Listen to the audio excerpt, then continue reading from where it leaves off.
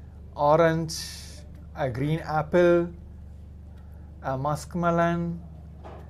So it has multiple colors and multiple fruits which was projected to you during this power manifestations.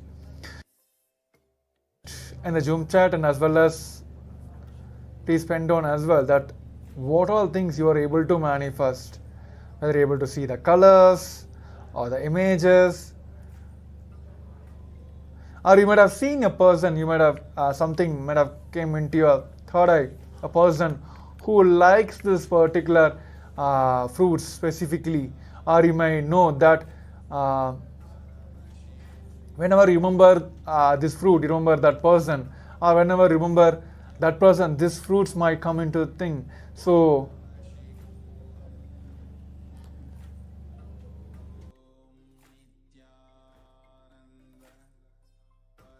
later.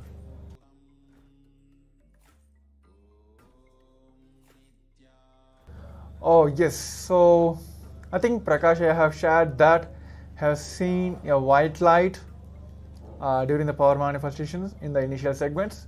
That's good. That's good. Let's start cherishing all these moments. So the whole power manifestation is all about just playing with your oneness. It's just simple as that. Just your gratitude, surrender everything at his feet, the master's feet, and manifesting the powers through our oneness. So yes, keep posting that. With that, we'll be moving on to the next segment. And also all the other participants, whatever you are seeing through your third eye during this power manifestations, please post all that. So yes, with this, we'll be moving on to the next segment, the second round of the power manifestation. So I request all the participants to put your blindfolds back, keep your eye bands tight. Even if you don't have the blindfolds, pick up your proper back cloth, tie your eyes, make sure it is completely covered.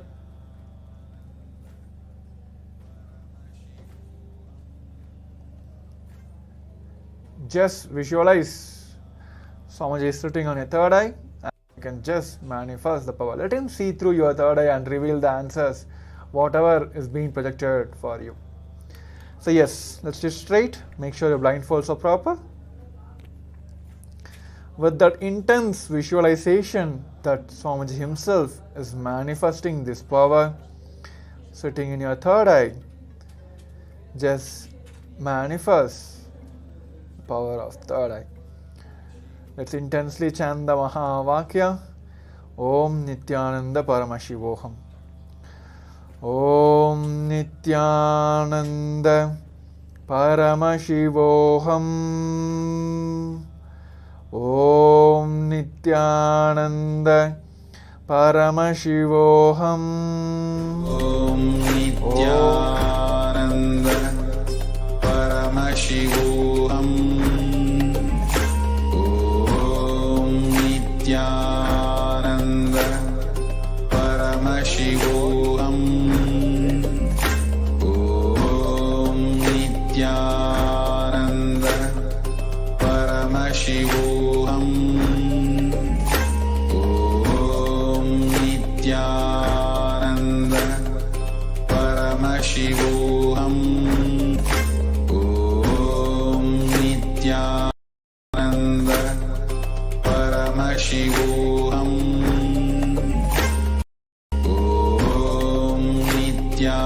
Om Nityananda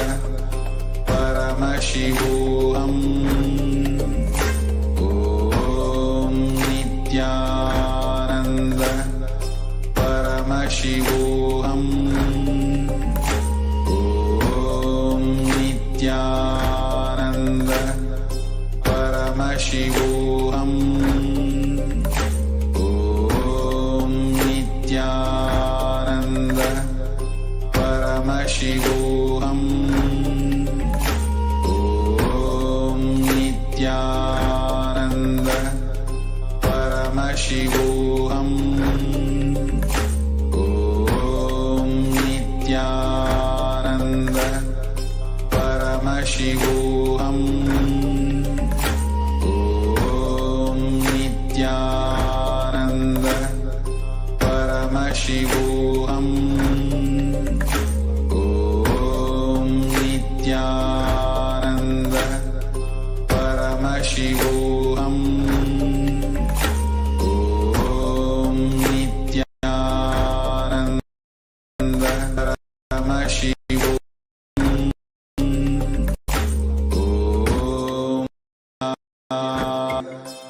परमशिवोऽहम्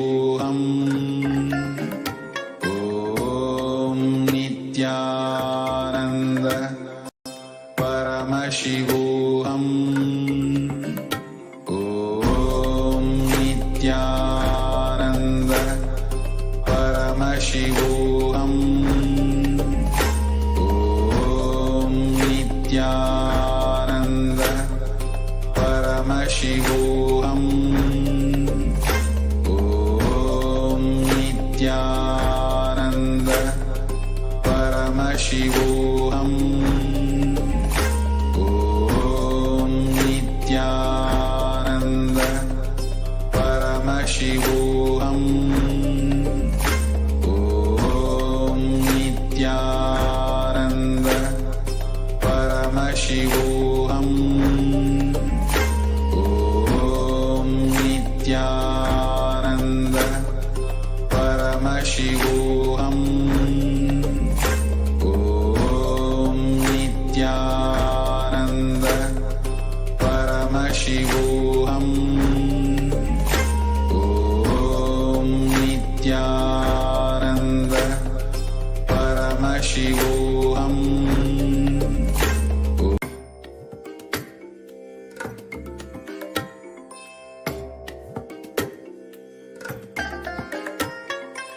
I bless you all. Let you all open all your three eyes and manifest the powers of Mahasadahiva. ॐ नित्यानन्द परमशिवोऽहम् ॐ नित्यानन्द परमशिवोऽहम् ॐ नित्यानन्द परमशिवोऽहम् ॐ नित्यानन्द परमशिवोऽहम् ॐ नित्यानन्द परमशिवोऽहम् ॐ नित्यानन्द परमशिवोऽहम् ॐ नित्यानन्द परमशिवोऽहम् ॐ Nityanand. Verifying our answers. I request all the participants to pen down what Swamiji have revealed during this segment. And other participants, I request all of you to, whenever power manifestation happens, please do participate fully, because this helps throughout the Paramashivoham.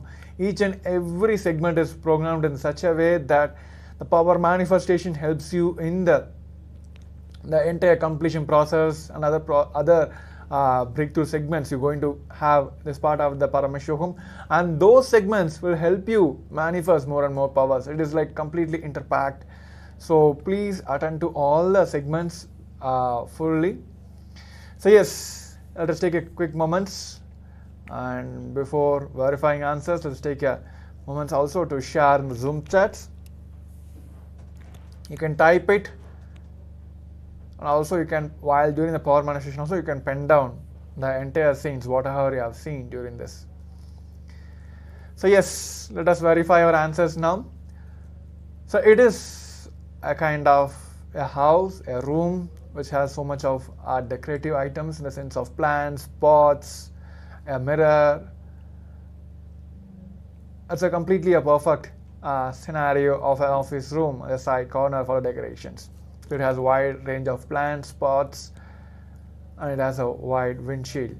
So yes, so if you are able to manifest whatever you have manifested, please post that, and also take a moment to share with your friends and families And please also do invite them to be part of this grand happening, the Paramashivoham level 3, which is directly the Supreme Pontiff of Hinduism.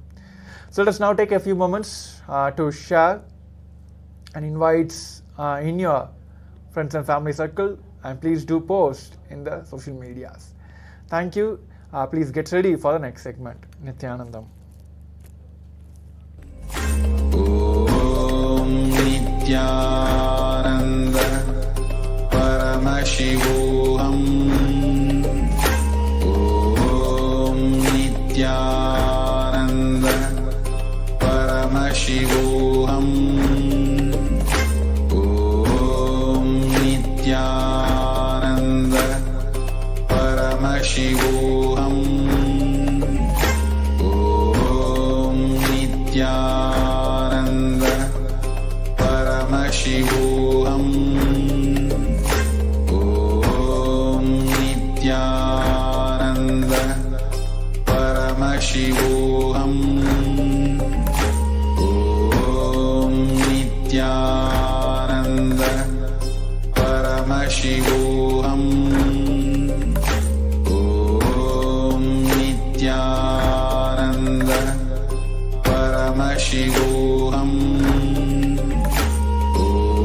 ॐ नित्यानन्द परमशिवोऽहम् ॐ नित्यानन्द परमशिवोऽहम् ॐ नित्यानन्द परमशिवोऽहम् ॐ नित्यानन्द परमशिवोऽहम् ॐ Nityanand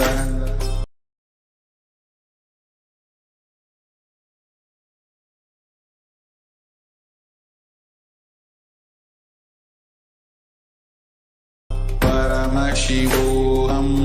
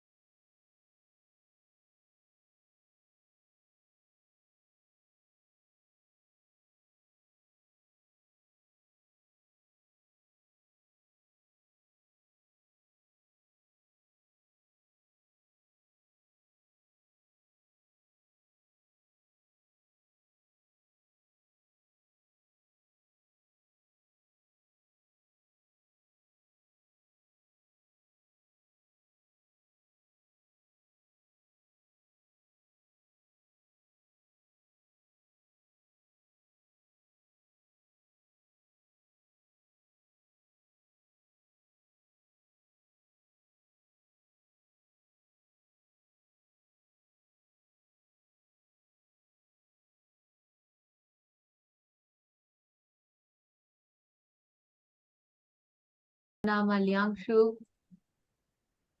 We're all in the 10th day of Paramashivoham. So, how has it been for you all so far? Ma Gokila, Ma Vivian, Ma Candace. Can I request every one of you to please camera? Yes.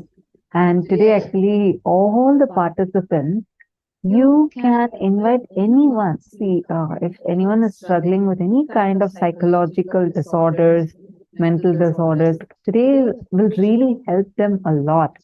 And not just that, the way you behave, the way you carry yourself, in that level, in that core of you, the transformation will happen, because today's Swamiji is going to be rewiring your brain. Yes, you heard it right. Rewiring your brain. How exactly your brain functions, that is itself going to get rewired inside of you. All right. Now, let's enter into our very first session. In this session, we are going to be learning about the Swarupa Samādhi. What is the state of Swarupa Samādhi and how you can experience Swarupa Samādhi? Thought is nothing but your inability to cope up with reality.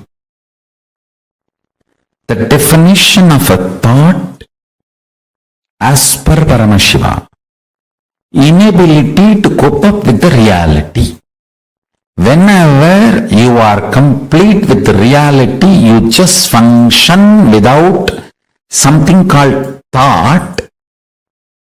If you know you are thinking, there will be an incompletion and itching, irritation. If you are acting out of completion, there will not be any thoughts. There will be signals, there will be instructions, there will be orders from your consciousness to you. But there will not be thoughts. Understand?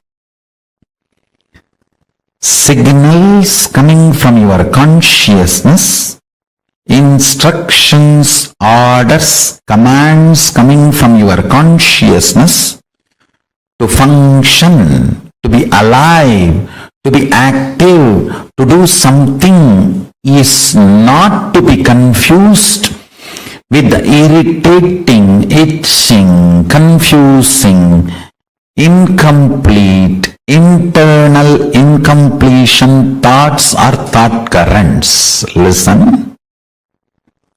Thoughts are not needed for the consciousness to own, possess your intra-organ, internal organ and your body and move your life. You need to know, you confuse between your thoughts and the instructions of your superconsciousness to your consciousness, to your consciousness, to your intra-organs, from your intra-organs to your internal organs, from internal organs to your body. Don't confuse that and this. Listen carefully. Paramashiva moves this whole universe without thoughts, being in the state of Paramashanta Swarupa. That shows thoughts are not needed to run your existence as Paramashiva manifested it. Thoughts are your feeling something is missing, inadequate, not enough, incomplete. That insecurity, suffocation, incompletion, that generates something cranky, worms going in your brain.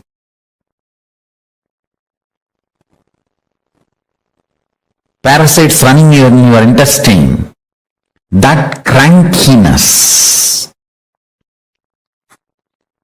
The thoughts and thought currents generated by that crankiness is not needed to run your life. This is the most powerful, important cognition you need to cognize. Understand, Hinduism fundamentally does not believe in belief system or faith system.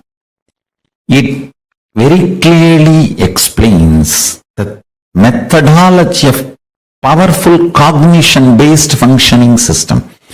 I am not going to tell you, believe, you don't need thoughts to run your life. No. I am going to say, Shravana, listen, Manana, internalize, Nididhyasana, start living this powerful cognition. So the powerful cognition I am giving you now, Paramashiva, running the whole universe, much more than what we are running in our life. He is running it from the space of Paramashanta Swarupa, without any thought currents, out of pure intelligence. When he can run, you can run. Decide, you will be in the space and state of Paramashiva, Paramashanta Swarupa, and live your life. You will see thoughts and thought currents become redundant. They just fall off from you. Like a old skin getting peeled off and falling. The old hair falling. Old nail falling. Just like old things fall off from you. The ideology you need thoughts and thought currents to run your life will fall off from you. Meditate on this powerful cognition. Internalize it. Internalize it. Manifest it. Do Shravana Manana Nididhyasana of Paramashanta Swarupa. Paramashiva, who is so big, he does not need thoughts even to run this whole universe. Even to run this whole universe, he does not need thoughts. Why do you need thoughts to run your life? Too small. Decide to be in his space by listening, internalizing and manifesting this powerful cognition in your inner space. Live and experience thoughtless space. There is a space below your heart center, above the navel center, Anandagandha chakra, where all the 21 chakras, above 7, middle 7, below 7, all the 21 chakras merge in. In that Anandagandha space, remember you are Paramashiva. What you feel as Paramashiva, what you feel as I and Paramashiva is one and the same. With that decision to cognize Paramashivoham, Paramashanta Swarupa, Paramashivoham, he will manifest more and make you cognize you don't need thoughts and thought currents to run your life. Without thoughts and thought currents, just by directly manifesting his intuition and Paramashanta Swarupa, you become more and more efficient, more and more energetic, more and more alive, more and more spiritual, more and more strong, more and more enlightened. Your breathing and his breathing is one and the same. Please understand, this is the real good news he wants to tell you. If you are breathing, he is breathing inside you. Your breathing touches his breathing and comes back. Every time when you are inhaling, goes in and turns to come out, it touches his breathing and then comes out. So where your inhaling breath takes a turn as exhaling breath, that is where He is residing, He is available to you.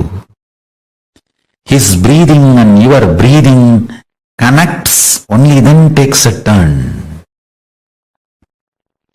That space is Paramashanta Swarupa.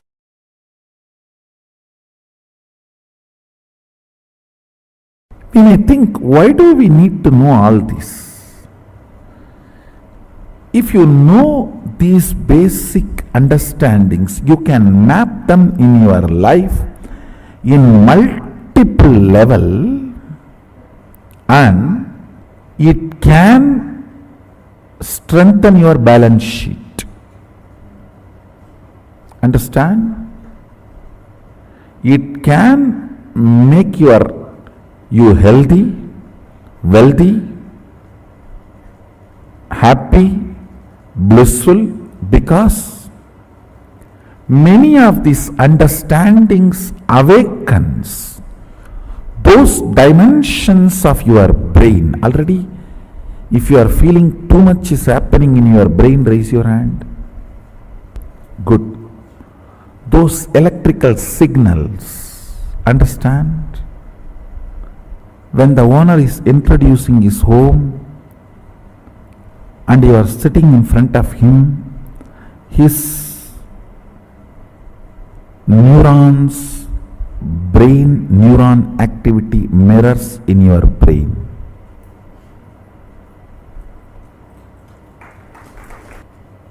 Bindu is life, Amritattva is life which cannot be dulled, reduced, diluted by length, breadth, depth, time. Kala. Amritattva is the space on which time does not have a say. A cloth, even if you lock it inside a vacuum box for 10 years and then take it out again, you will see it has already withered. No weather would have operated on it, but time operates on it.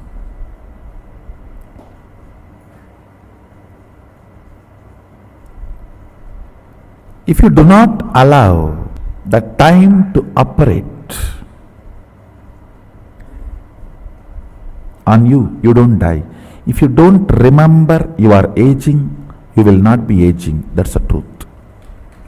A remembrance of aging ages you. The number of time you remember you are aging makes the aging effects on your system. Sadashiva gives an instruction in Agama.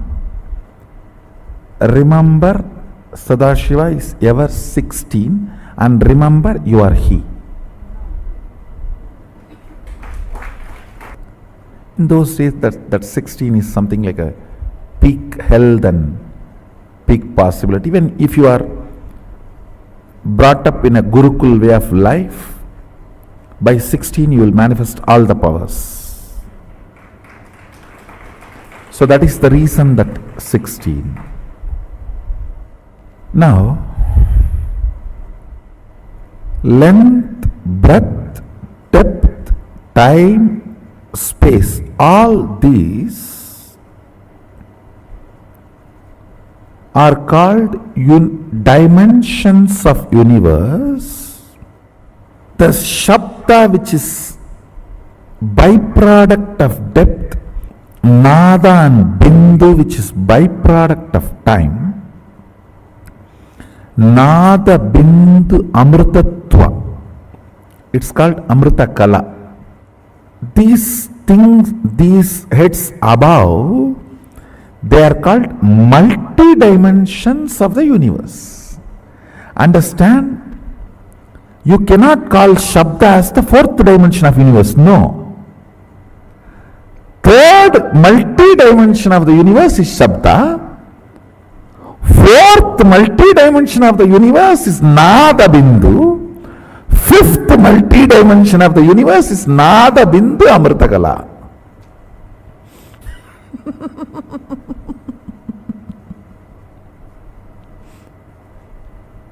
How many of you are understanding this statement?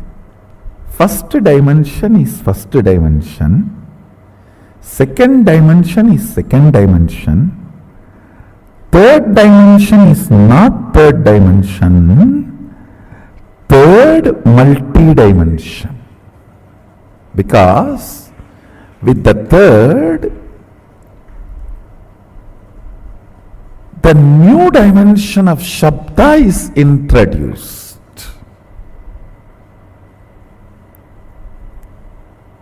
Which cannot be called as dimension because we are using the word dimension for 4th, 5th, 6th, 7th. Third multi-dimension is, see, for example, the third multi-dimension depth has length, breadth, time and depth all together. Sorry, not time. Length, breadth, Shabda and depth together is third multi-dimension.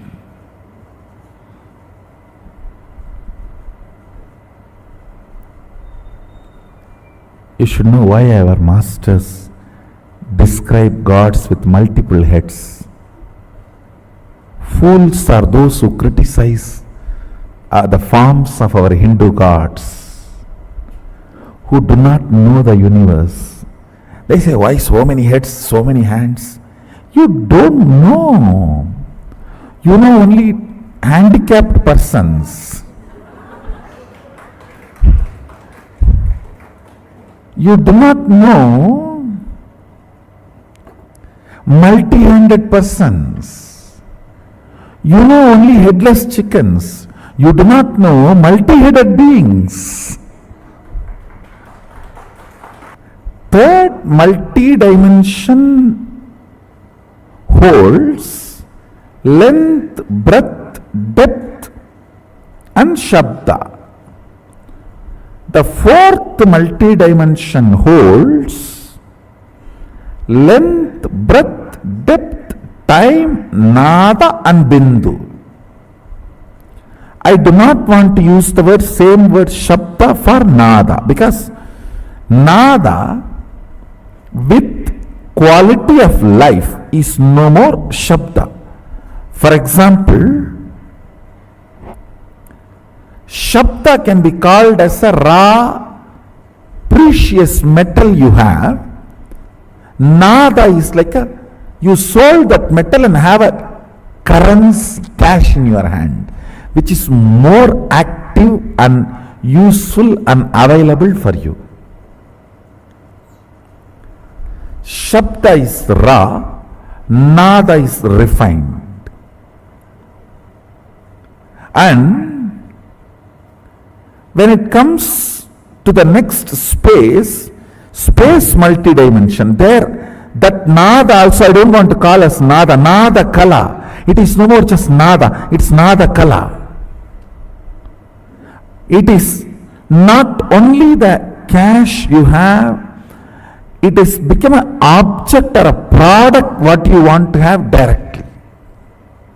It's like a 3D printer.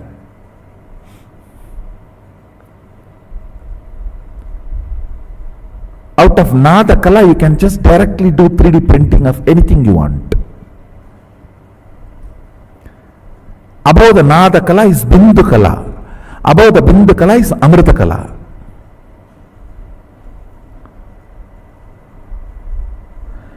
The qualities, units, understandings about this multi-dimensional universe as two important use. One, please understand, all of you are now going to meditate. What meditate? Going to remember your original Swabhava Swarupa of Mahasadahiva. I am not just introducing me, I am introducing you to you.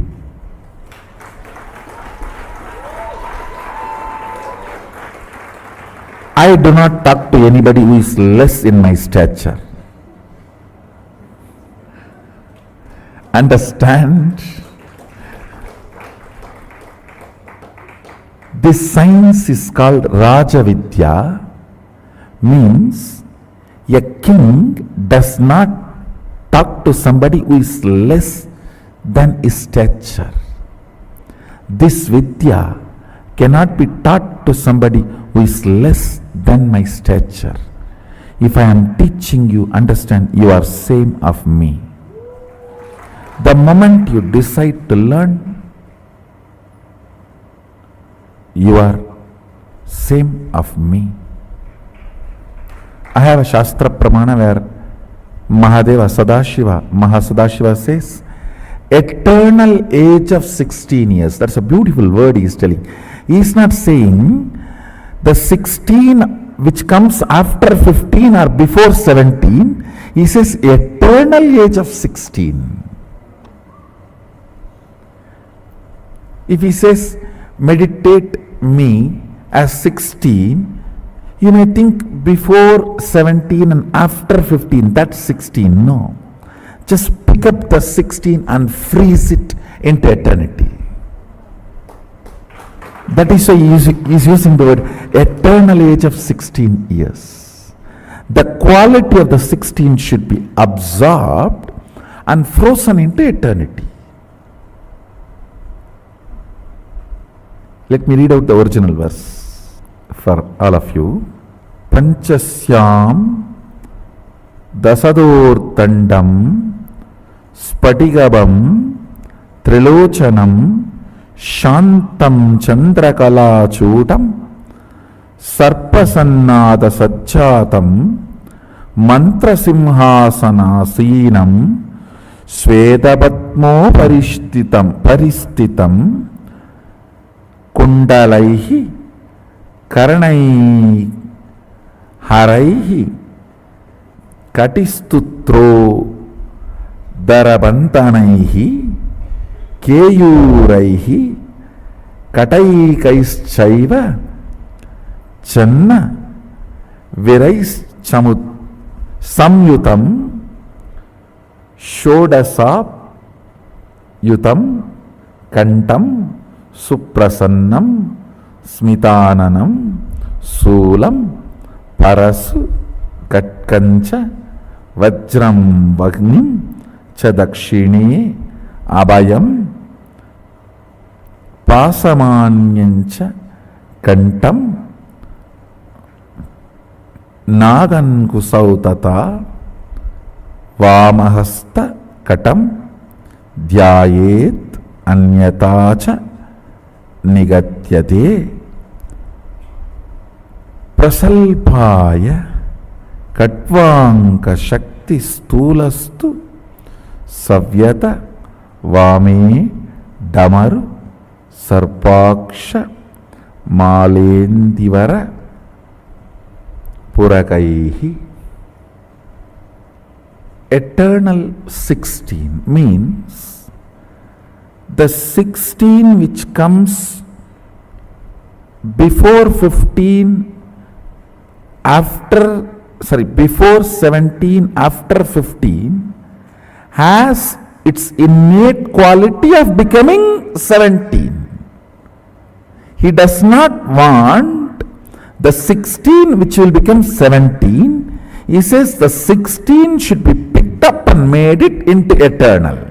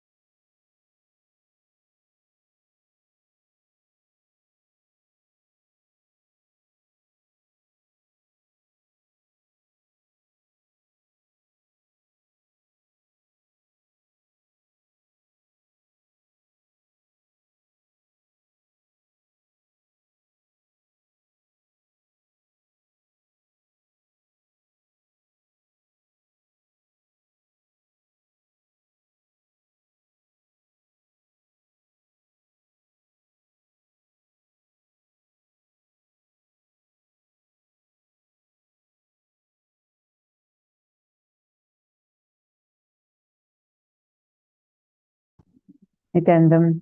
Now, very beautifully Swamiji had explained to us, saying how important Samadhi is and what is the Swarupa Samādhi and how what Paramashiva means by eternally being this 16-year-old. What are the clips that each of you had in the session? Please take a moment and share that with us. What are the clicks you had?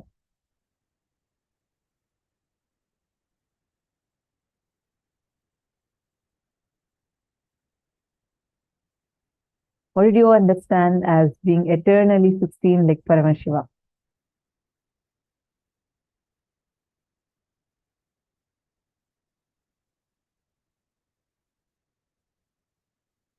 Come on, all the participants that are here.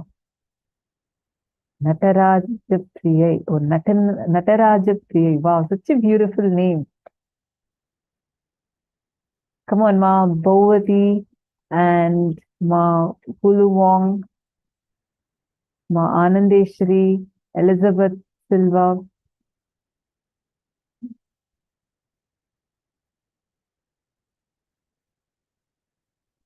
Please share. What did you understand when Swamiji said being eternally 16? What did you understand by that?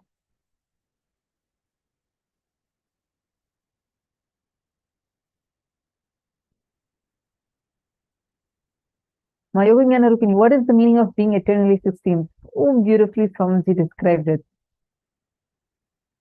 Let's see who's going to post. And Swamiji said, being eternally 16, what kind of eternally 16 does Paramashiva want us to be in? Please take a moment and share. To imagine without the hindrance of 15 and 17. Beautiful. Yes, that's right. Prithvi Prasad. Now, what do you understand by that? What does that actually mean to you? What does Paramashiva mean? Like when Swamiji says, without the hindrance of 15 and 17, meaning it's not the normal 16, where the 16 innately has the potential to become 17, but the 16 that you need to pick up and make it as eternal for you. What did you understand by that? Like literally, actually, if you just see how Swamiji is, you will really feel like Swamiji is living this principle exactly. One, like how Swamiji exists, right? Like the activism, no matter what, the activism that Swamiji has inside. You will see that even if time passes, years passes, that activism, that who he is, will not change. It will just be intense, intense and intense. Thinking in age is aging in you. 16 is considered the pick of you to manifest anything power. Eternally 16. Okay. So, and Devika Rani has posted eternal 16 means take the age 16, freeze it and make it eternal as Paramashiva. Beautiful. Yes, that's what Swamiji told, right? So now we are going to be meditating on this form of Paramashiva. Shodasabda yutam kantam suprasanna smitananam. Today, we are going to be experiencing the darshan of Bhagavan Mahasadahiva Murthy, and we are going to be experiencing our brain awakening. When your brain gets awakened inside of you, the way your being just manifests through you would be like so amazing. Like the kind of being that just manifests through you would be literally that 16-year-old Paramashiva, how he is, that Shodasabda Yutankantam Suprasanna Smitananam. He will start manifesting through you. Now, it's time we all are going to be entering into the first power manifestation. And joining us, we have Manitya Shambhavananda, who is going to be taking us through the first round of power manifestation. Are you all ready? Just sit, visualize the form of Paramashiva's Mahasadahiva Murthy with 25 heads, 75 eyes, 50 hands. Take a few minutes, close your eyes, and really visualize. Try to visualize Paramashiva exactly looking like this.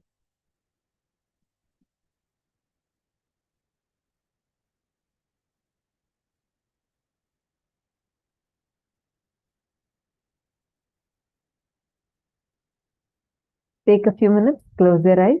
You're going to be playing the Mahavakya. You're going to visualize yourself as Paramashiva with 25 heads. Please close your eyes. From this, only the power manifestation starts. Second power manifestation, sorry, I meant like right after the jnana session.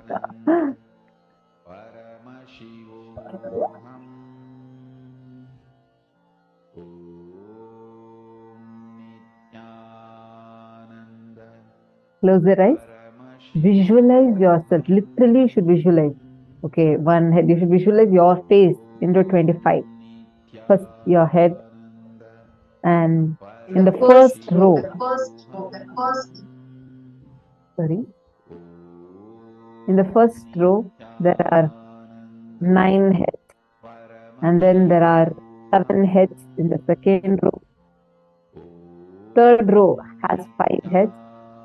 Fourth row has 3 heads. Fifth row has 1 head.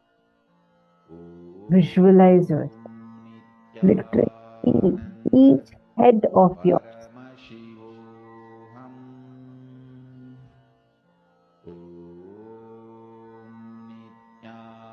Sit as the form of Paramashiva, Mahasadahiva Murthy. Visualize yourself with 25 heads, 50 hands, 75 eyes. And sit in that eternally youthful, supremely auspicious form, that eternally 16 form of Paramashiva.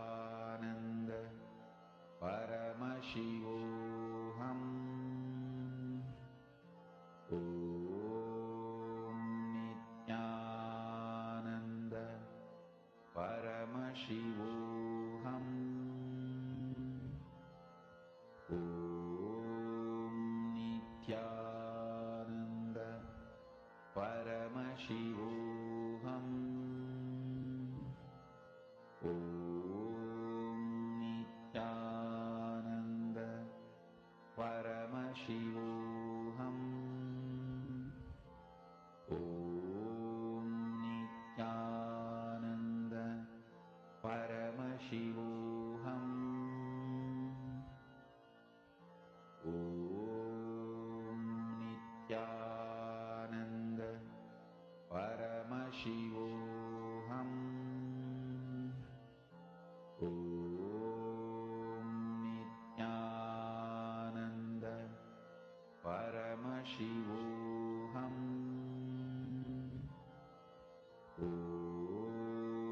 Nityananda Paramashivoham. Om Nityananda Paramashivoham. Om Nityananda Paramashivoham. Om Nityananda Paramashivoham. Om Nityananda Paramashivoham.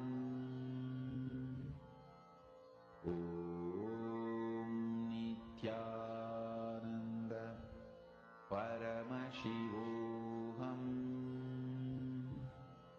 Om Nityananda Paramashivoham. Om Nityananda Paramashivoham. Om Nityananda Paramashivoham. Om Nityananda Paramashivoham. Om Nityananda Paramashivoham. Now, let's enter into the power manifestation. The whole space of power manifestation, as Swamiji has initiated us, comes from that being of Paramashivoham. When you are able to sit, knowing that you are Paramashiva, you are Mahasadahiva, 25 heads, 50 hands, 75 eyes, you manifest intensely the powers of Paramashiva. Now, we'll be going to manifest advanced consciousness over matter. So, in the first few days of the program, we had done the manifestation of consciousness over matter at the basic level, starting with moving the coconut on your hand and moving it on a silicon object. In today's day, we're going to be doing very advanced this consciousness over matter power. For this power of consciousness over matter, actually the vision that Swamiji has given is like you'll have a coconut, and when you walk, it'll follow you like a pet. You know, nowadays we get these suitcases which are magnetic and they just follow the person without the person having to pull it. How many of you have seen these suitcases? Can just post a quick yes. How many have seen the type of suitcases which are, they have some magnetic equipment where you just walk and it'll follow? I have seen this at the airport a couple of times. Exactly like that, except without any external force, without some magnetic force, gravitational force, no. Just through the consciousness. Swamiji says the fifth force of nature, consciousness. You'll be able to literally make the object, a coconut, any object follow you, almost like a pet. So this is the power of consciousness over matter we're going to be entering into today. We'll start with the Shastra Pramana for the power of consciousness over matter. The Shastra Pramana for the power of consciousness over matter is from the Vijnana Bhairava Tantra, Dharana 95, Sutra 120. Kvachid vastuni vinyasya Shanair drishtim nivartayet Tajnanam chitta sahitam Devi shunyalayo bhavet. Bhagavan Paramashiva says, Having fixed one's eyes on a particular object, vastu, one should slowly withdraw the sight from that object. As well as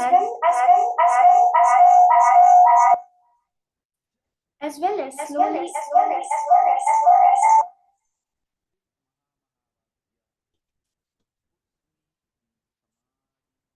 sorry for the technical glitch.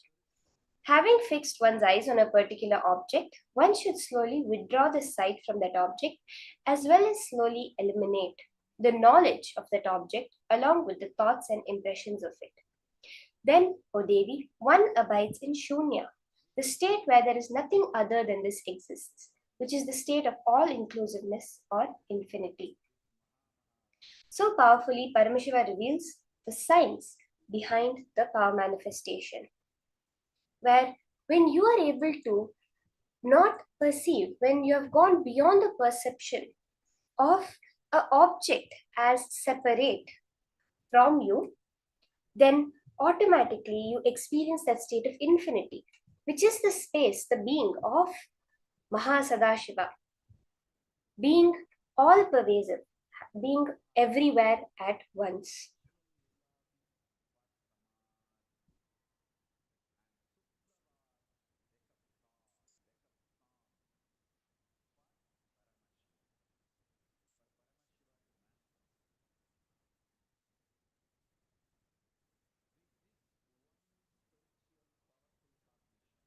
The Apta Pramana for this power of consciousness over matter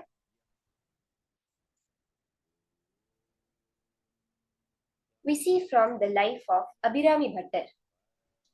So there's a very beautiful incident from the life of Abhirami Bhattar, which actually earned him the name Abhirami Bhattar. On the full moon day, on the no moon day, it was a very special festival day in his temple, in the temple where Abhirami Bhattar used to worship Devi Abhirami. It was the Thai Amavasya, which is in the month of Thai, in the Vedic month of Thai, the Amavasya day, which is the no moon day, the time where this moon is not seen in the sky due to the shadow.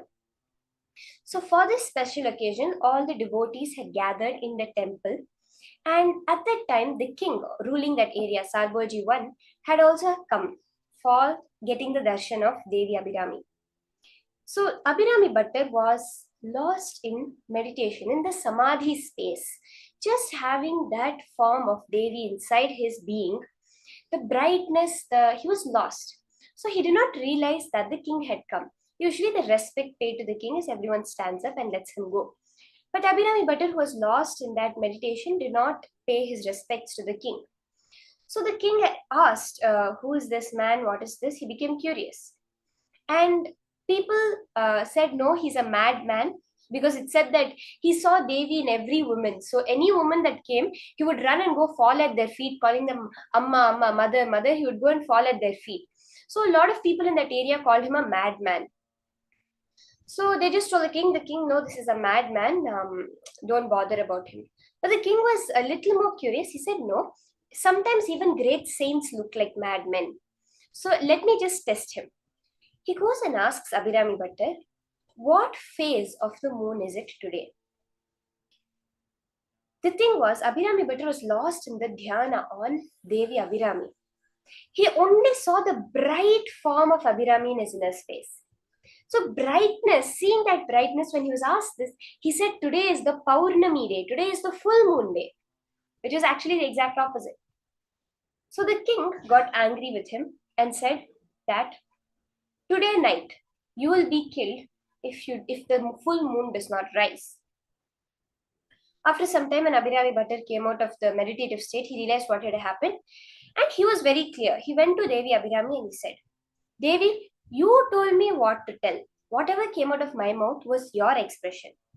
So now whatever result is going to happen is also going to be your expression. You are going to take care. And that night he hung a plank with 100 ropes over a burning fire. And he chanted a andadi. He composed and sang a andadi, which is with 100 verses. So these 100 verses, as he chanted each verse, he would cut one of the ropes. Very beautifully, the incident goes that when he reached the 79th verse,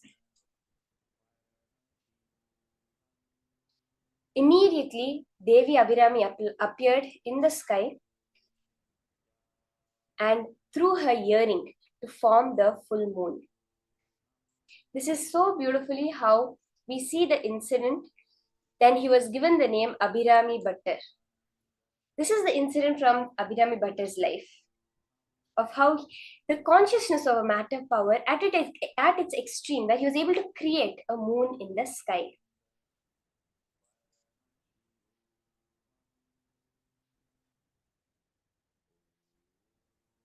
We also see so many instances from Swamiji's life that he has shared, where through the power of consciousness over matter, Swamiji himself was moving the rocks as a child. Let's now listen to this incident from Swamiji's life.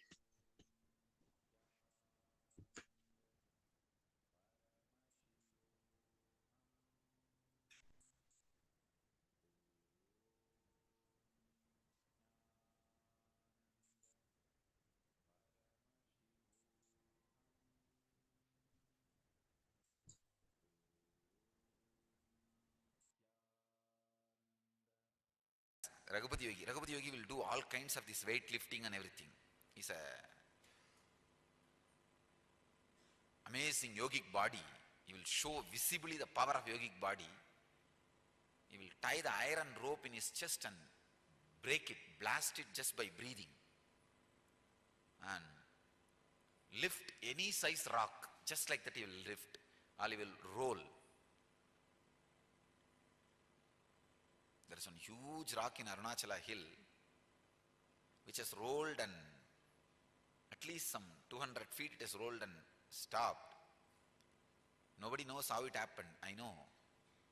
It's Raghupati Yogi's work. One day we both were sitting and talking, and he was explaining on Yoga Sutra, when you feel one with nature, nature listens to you. I said, how can that be? He asked me to feel one with the rock. I just contemplated, meditated, and I was feeling one with that rock.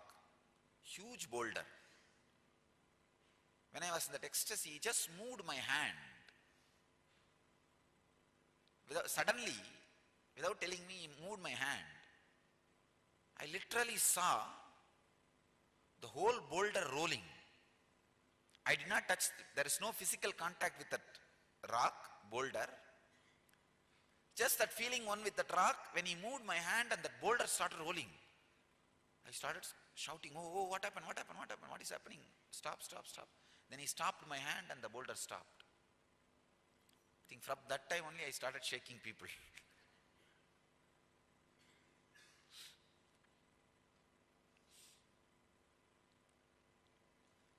That was the first object responded to my movement.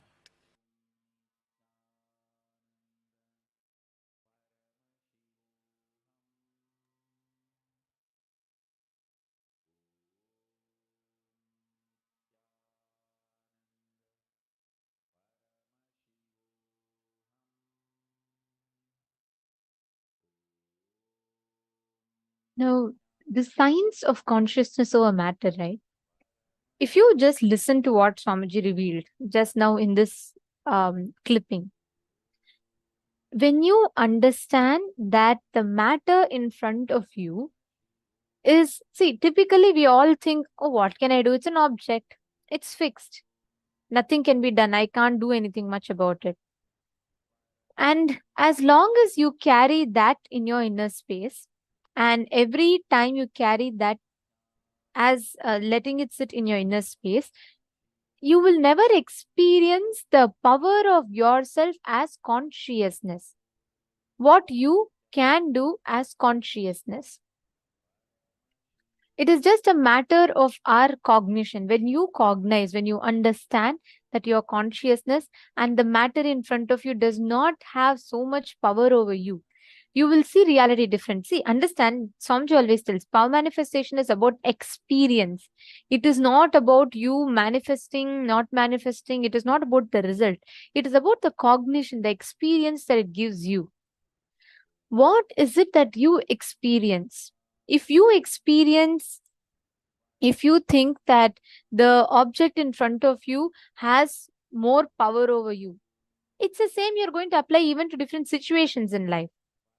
If you understand that you are more powerful, the way you cognize this, the way you experience this, everything will be completely changed. Getting it?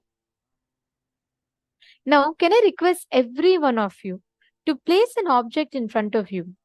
Manifest this experience, okay? Today we are going to be doing it in different levels. Give yourself this experience, how you as consciousness, your existence as consciousness is more powerful than the matter.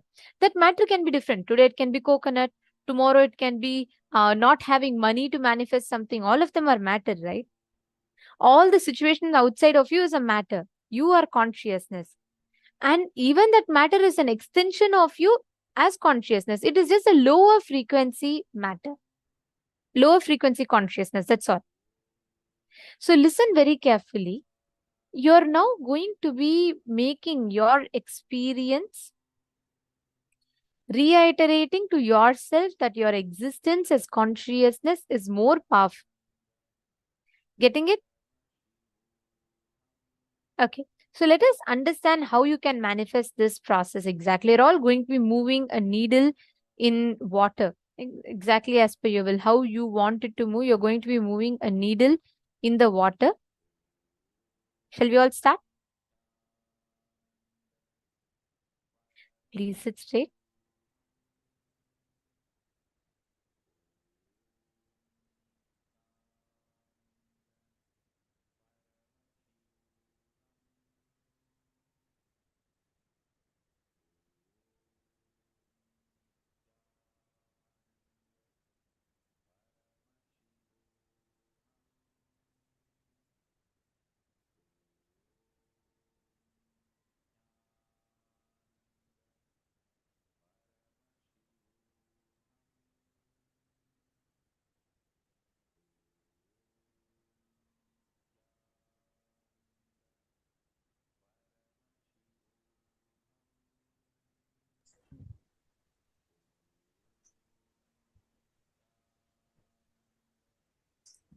As Swamiji says, intensity and continuity are not two separate things.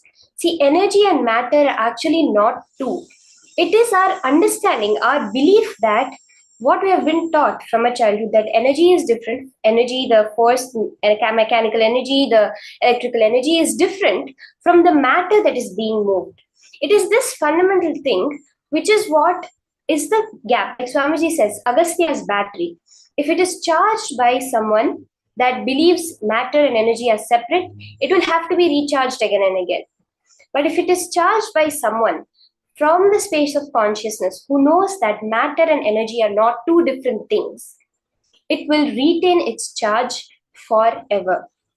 Yes, you can have a device that will retain its charge forever when you're able to cognize this fundamental concept, this fundamental cognition, that matter and energy are not two separate things. Now, let's, from this cognition, start the power manifestation. You can set up the object, the needle in the water in front of you.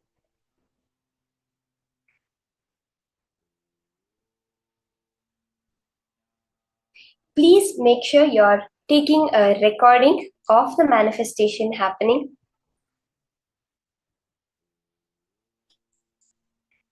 Can set up a timestamp camera or take a before picture and an after picture for the whole manifestation.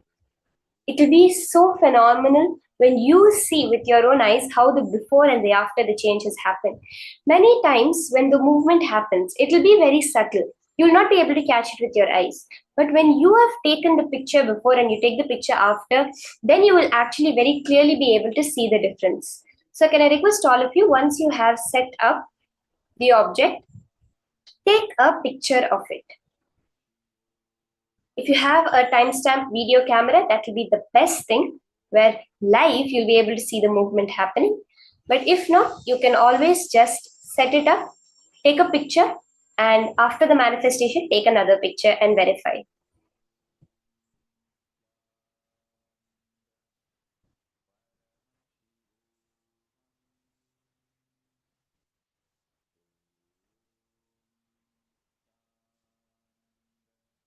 So are we all ready to start now?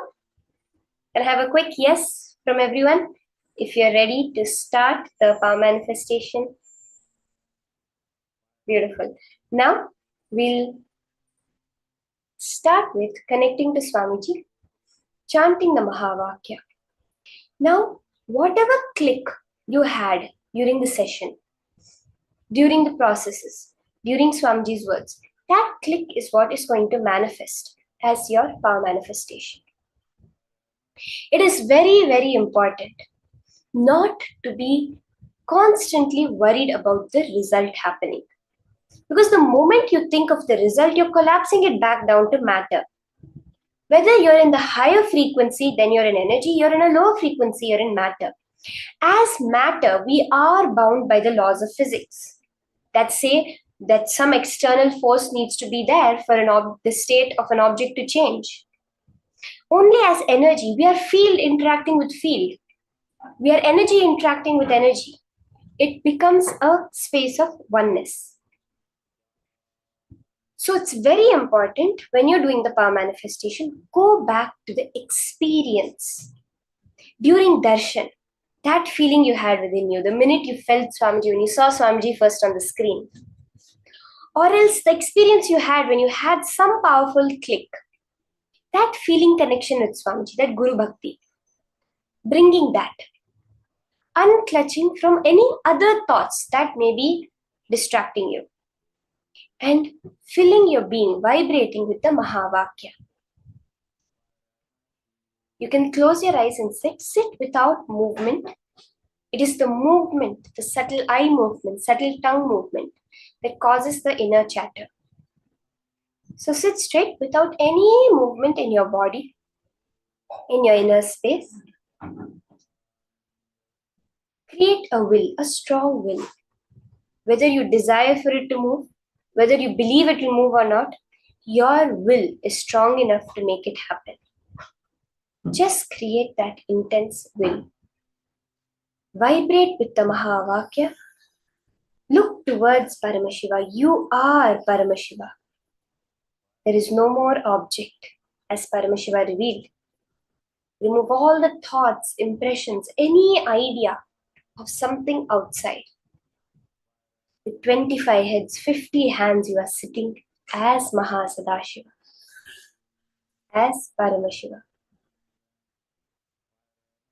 Start the manifestation.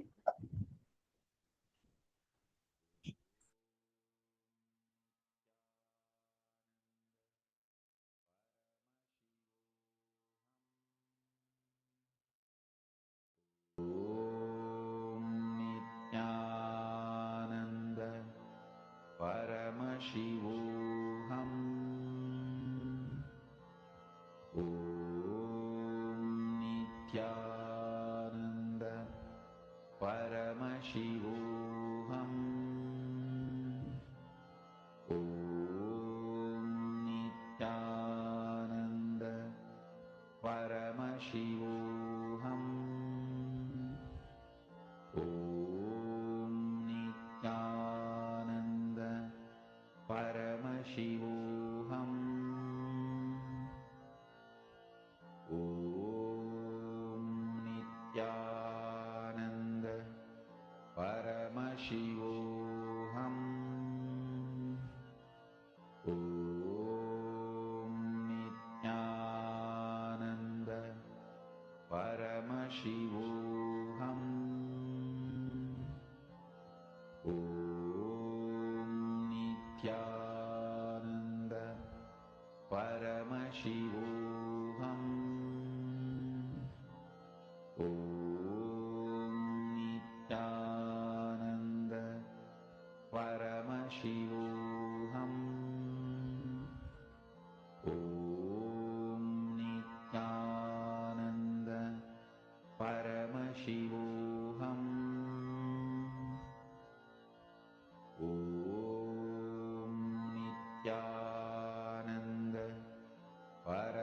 Paramashivoham. Om Nityananda Paramashivoham. Om Nityananda Paramashivoham. Om Nityananda Paramashivoham. Om Nityananda Paramashivoham. Om Nityananda Paramashivoham. Om Nityananda Paramashivoham. Om Nityananda Paramashivoham. Om Nityananda Paramashivoham. Om Nityananda Paramashivoham.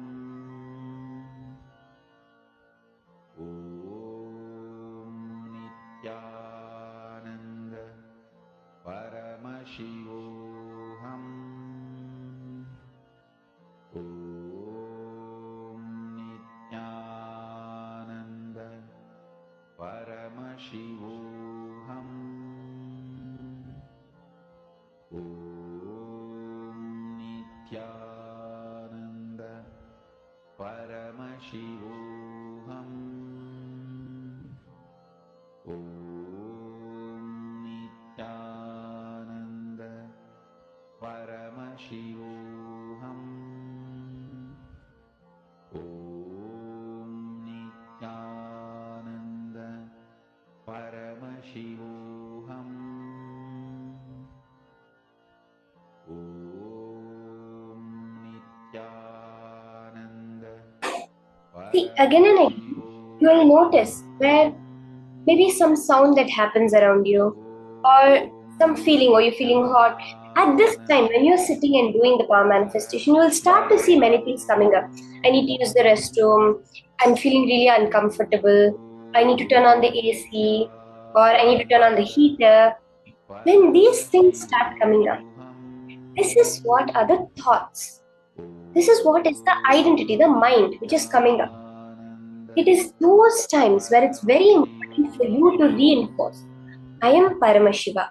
I am sitting in the space of Kailasa, eternally 16, radiating the space of oneness. At that time, reinforcing again and again.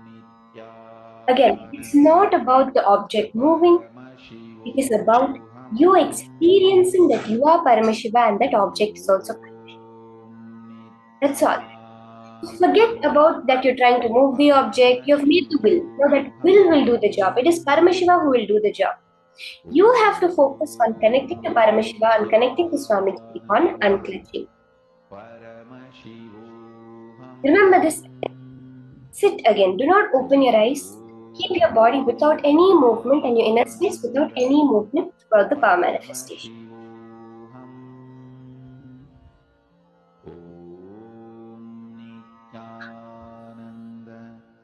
Paramashivoham. Om Nityananda Paramashivoham. Om Nityananda Paramashivoham.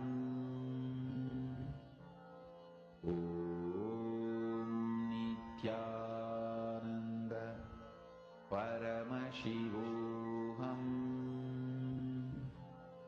Om Nityananda Paramashivoham. Om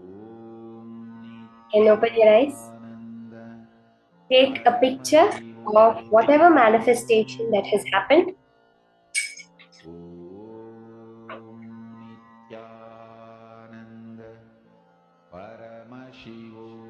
I request all the participants, take a picture of the manifestation now. It is this picture that you will see how the different happens. When you look through your eyes, many times you don't notice what the manifestations that have happened, etc. But when you take a picture, when you look at your video, you'll see the movement, the vibration, the subtle vibrations that always come in the object whenever we do power manifestation. In this next session now, we're going to be understanding and learning more about Mahasadahiva Murthy. Who is Mahasadahiva Murthy? What is his manifestation? What are all the higher sciences Swamiji has revealed about Mahasadahiva Murthy? Let's now hear about this from Swamiji himself.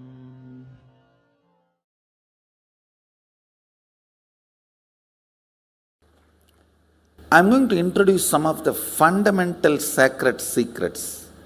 One good thing, introduced properly, these sacred secrets become just part of your very cognition just by the introduction, because they are real. Give me little friendly ear, that's all I want.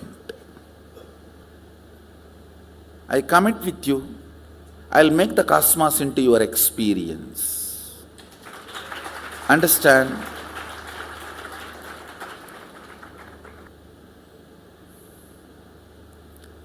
I'm going to introduce cosmology, Vidya Tattva.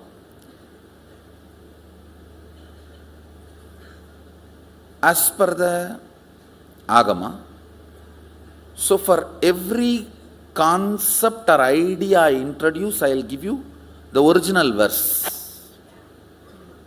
I'll first give you the understandings, then I'll give you the verses. Every truth now I am going to introduce you. I'll give you the original verse. Just I do not want to interrupt a kind of a continuous understanding. I'll give in the end. There is no other tradition like Hinduism gives so much of freedom to revive, rejuvenate, reinterpret.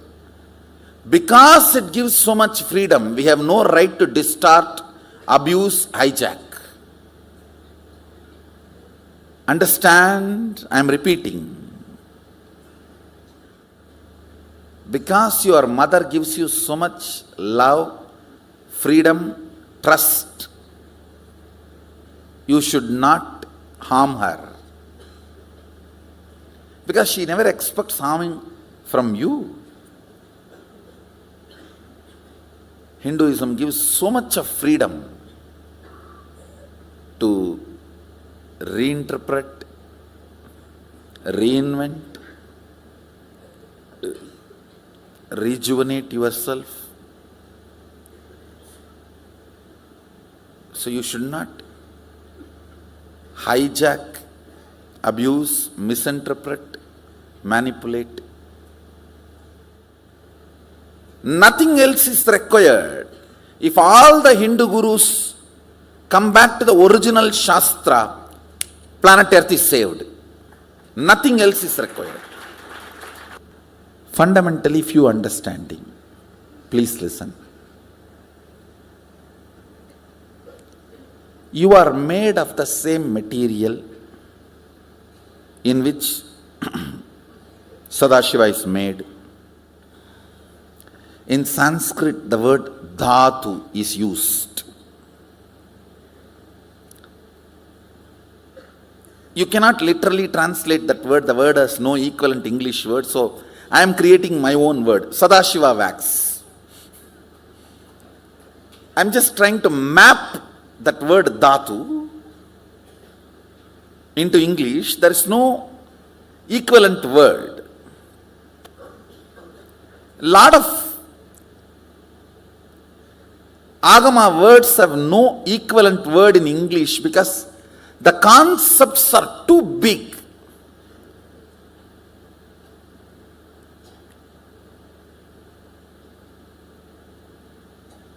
So this word, when I utter Sadashiva wax, you get a certain idea. Oh, it's a kind of a wax material in which Sadashiva is made. I am also made in the same way. Same material. So this understanding, this thought current is captured in that one word dhatu. Mahadeva uses the word dhatu in this to explain this thought current. So I wanted the original Sanskrit word to be introduced. Reason one, so I will not forget it. Every time I will repeat. Second, when I give the original verse, you will find this word as a key word in the original verse. You are made of the same material in which Sadashiva is made. Mahadeva says in Mrigendra Agama, as my own extension, when I decided to become many, to celebrate my existence, I manifested whatever is experienced as reality. Let me repeat. Listen. When he decided, I am using the word he so you don't feel offended, but it's me, I. At least when I am teaching you this truth, I am simply radiating, only then I can put me in you. The me in me is only sitting as me in you. These two only is talking to each other. Understand, I can only talk to me and give my understanding. I cannot talk to anybody else and give my understanding. So the me resides in this as me, is residing in all of that as me, so that me, through this me, talking to me.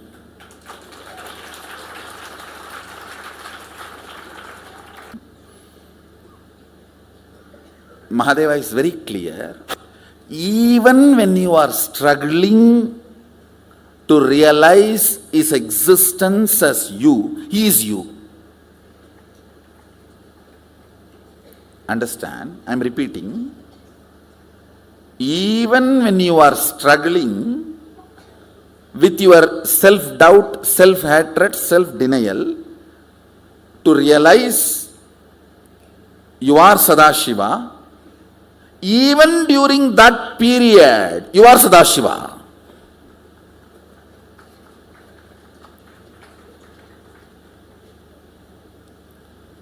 So you do not need to feel shy to tell yourself and others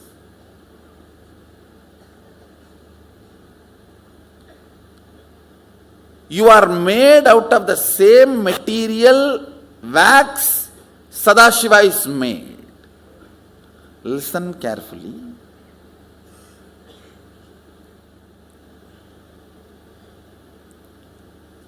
Getting offended is nothing but you so strongly believe you cannot become Sadashiva, because you cannot become, I also can't become. Because I have become, I strongly believe you can become. Because you can't become, you strongly believe I have not become.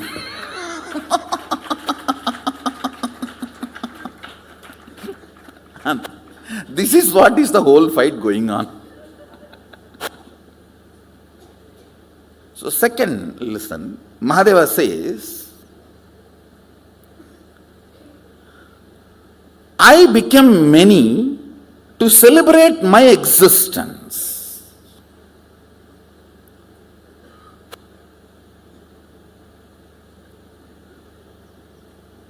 you become many only to celebrate your existence. Anywhere there is no celebration in your life, you forgot, you decided to become many. Listen to this interpretation. Whether the zone of your health, zone of your relationships,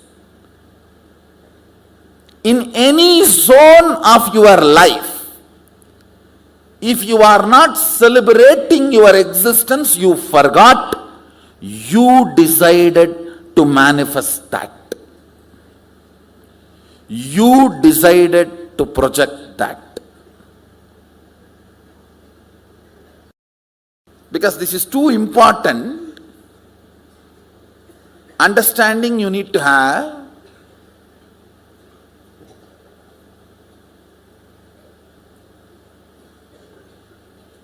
Wherever you are not celebrating your existence, whether your health, your relationships, your wealth, your relationship with humanity, your relationship with life, your relationship with nature, your relationship with existence, your relationship with cosmos, anything you forgot, you decided to become that. You decided to manifest.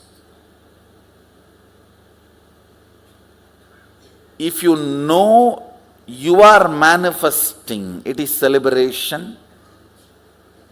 If it is not celebration, you are manipulating your own manifestation. Next verse, Mahadeva is introducing why he is talking about cosmology. Please listen carefully. If you don't know cosmology, after your death, even if all the 11 dimensions are there, you will not recognize them. Now, do you understand why I am introducing cosmology to all of you? Please understand. If you cognize, there is only one birth, there is only one plane, and there is no next birth, there is no other higher planes. If you function only on that cognition, after death, when all the dimensions of the universe opens, you will be overwhelmed. You will not recognize any of them. You will be stuck to your dead body. Please understand. Mahadeva introduces why he is talking about cosmology. Understand, I am talking with the responsibility. See, for example, you are asking me how to go to Bangalore, and I am giving you the whole GPS understanding. I am responsible for what I am talking, because the moment you go out, you are going to follow what I am saying. And I don't want you to be stuck somewhere and get into trouble. Even for Bangalore GPS, how responsible we behave. Don't you think the cosmos GPS, I will not be that responsible with you? Understand.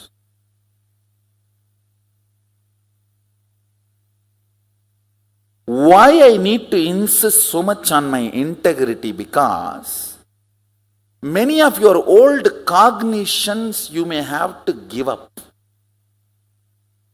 Surely there are multiple births. Please understand. It's not faith, it's a truth. People ask me, do you believe in reincarnation? I say, no, I don't believe. I just know reincarnation is the truth. Multiple births and multiple planes of existence is the truth. I am not declaring any supremacy. I do not want you to miss the science I am introducing due to any of the stupid thought currents. Even if you have missed power manifestation, it's okay. Don't miss what you are going to do after your death.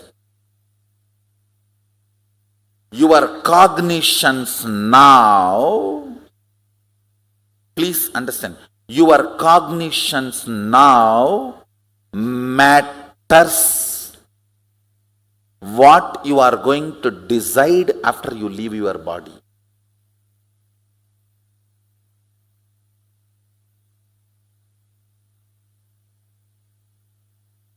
And I give you all guarantee, this whole satsang will be repeated when you leave the body.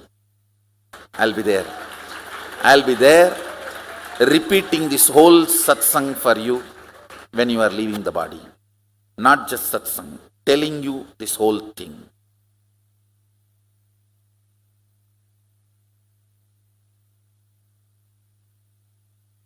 What you cognize about you, universe and Mahadeva, Sadashiva matters because you are going to decide when you leave your body the ideas you have about these three, many major decisions of what to do further.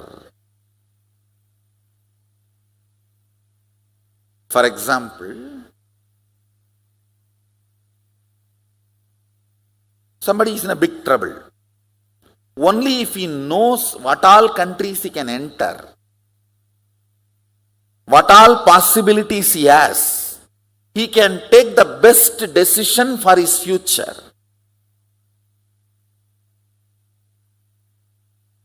Understand what I am saying? If somebody is banned in one country, he cannot enter that country anymore. He needs to know all the choices available for him to design his life further. Same way when you are dead, when this body is taken out of you, you need to know all the choices in front of you. Only then you will make the best decision. Why Mahadeva is introducing cosmology, you need to know. He does three things. He introduces cosmology. Then he gives the methodology to experience it even now while you are in the body. Not after leaving the body. That is separate. That's the first chapter. Second chapter he gives while you are in the body. Third, he gives how to bring the things from that plane to this plane and enjoy while you are in this body. He gives the science of bringing Kamadenu, Kalpavriksha, Ratnasinghasana, Pushpaka, all that from the other planes and strengthen the existence of this plane. The next truth. Listen very carefully. The next truth. The decisions, actions you do based on the cognitions strengthens the cognition. Listen carefully. Now please listen. Listen. I'll give you an example. You cognize because I am telling or your grandmother told there are multiple births. And you make the decisions based on that cognition. It can be good or bad. It can be good. Oh, because there are so many births, let me not do anything wrong. So I will not suffer next birth. Let me do good. I will be happy next birth. That is a good decision.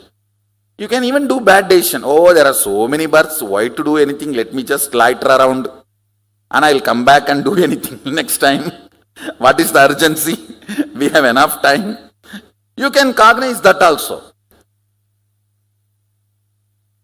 Whether good or bad does not matter, but the number of decisions you take and actions you do based on the cognition strengthens the cognition. Listen. Even if you decide just to lie down because there is eternity in front of me, what is the use now? Come on, such a nice breeze and nothing to do. You may not have many things in this world now if you decide not to do anything from this cognition of multiple janmas are there, but the cognition gets strengthened. Listen to this idea. I am repeating. Good or bad does not matter. Good or bad you decide based on the result on this birth. Good or bad does not matter. Number of decisions and actions you do based on the cognitions strengthens the cognition's existence in you. The cognition gets more and more grounded in you. I'll give you one by one understanding. One by one. So it just becomes part of your cognition. And now when I read Agama, I am wondering what an amazing teacher Mahadeva. Every step beautifully, it is like sipping a cup of coffee only. He doesn't tire our logic at all. He takes us so beautifully and suddenly gives that opening. So I am following exactly as he is and translating it. The part I am teaching you all now is the Vidya Pada of Kamika Agama. The chapter name is Mrigendra Agama, and I will give you the verses. End of the session, you can read and understand whatever I am talking to you. Cosmos is introduced by the fellow who created it. He himself is telling what he created. So this is the most authentic version. Especially when it comes to knowing about universe and all, don't learn from silly conversation books and silly conversation ideas, concepts. Be very careful, because that is too risky.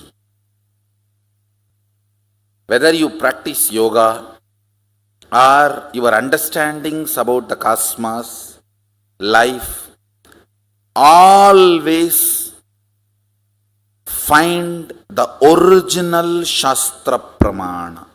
Please understand. My first priority is keeping the authenticity of the Shastras. Even power manifestation is second priority only. Understand? Shastra works. Not whatever works is Shastra. No. Understand? Not whatever works is Shastra, Shastra works, is my statement. Understand? Now, if we both sit and please listen. I was telling you each chapter, the first Sattva Tattva, we worked. Then Atma Tattva, now the Vidya Tattva, then it is going to become Shiva Tattva. Listen. Atma Tattva, Mahadeva teaches to Subramanya while he is training him for waging a war. This Vidya Tattva, which I am going to talk now, he is teaching to Devi when she is sitting on his lap. Understand exactly the same way in our temple, Devi is sitting on Mahadeva's lap. This need to be taught with a very intimate trust. Literally all of you are sitting in my lap now.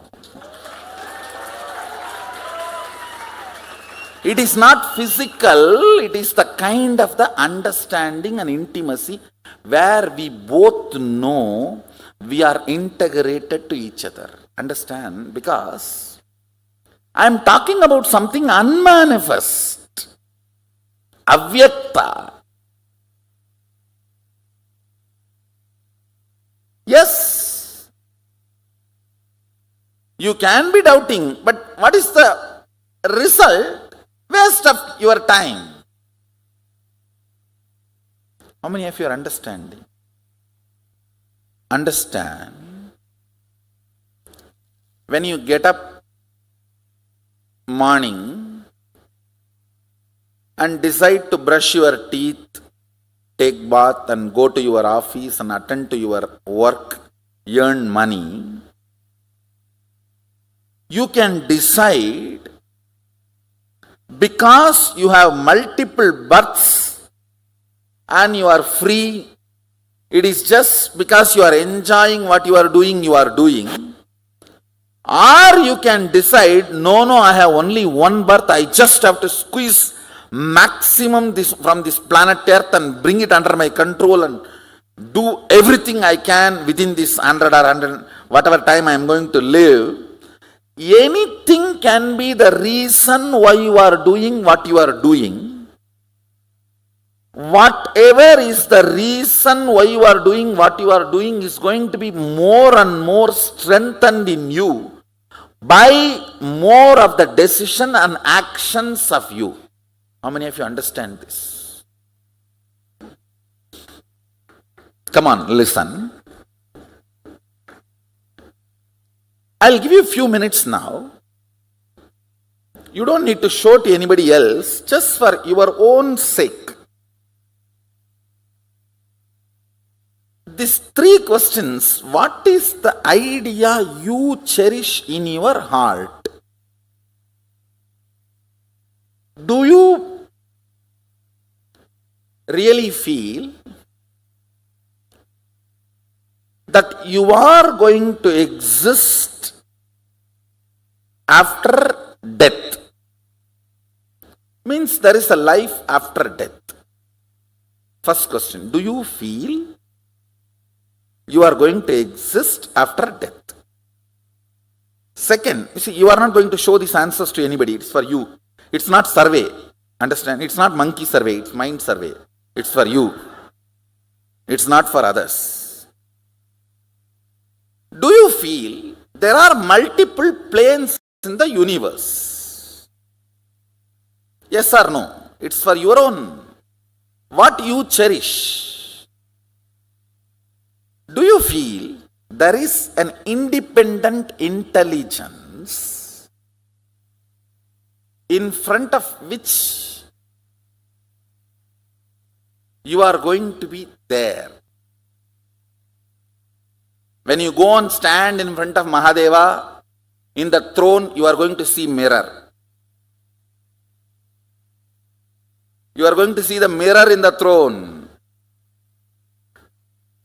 Means you are going to be there. Whatever stuff you are made of, that same stuff only is going to be there. Anyhow, this is understanding I am giving you. What you cognize. Take 2-3 minutes and pen down your answer. Even if you have confusion, you can answer. You can write that as answer. Just for you to understand. Because these cognitions matter. For you to raise your consciousness to the next level.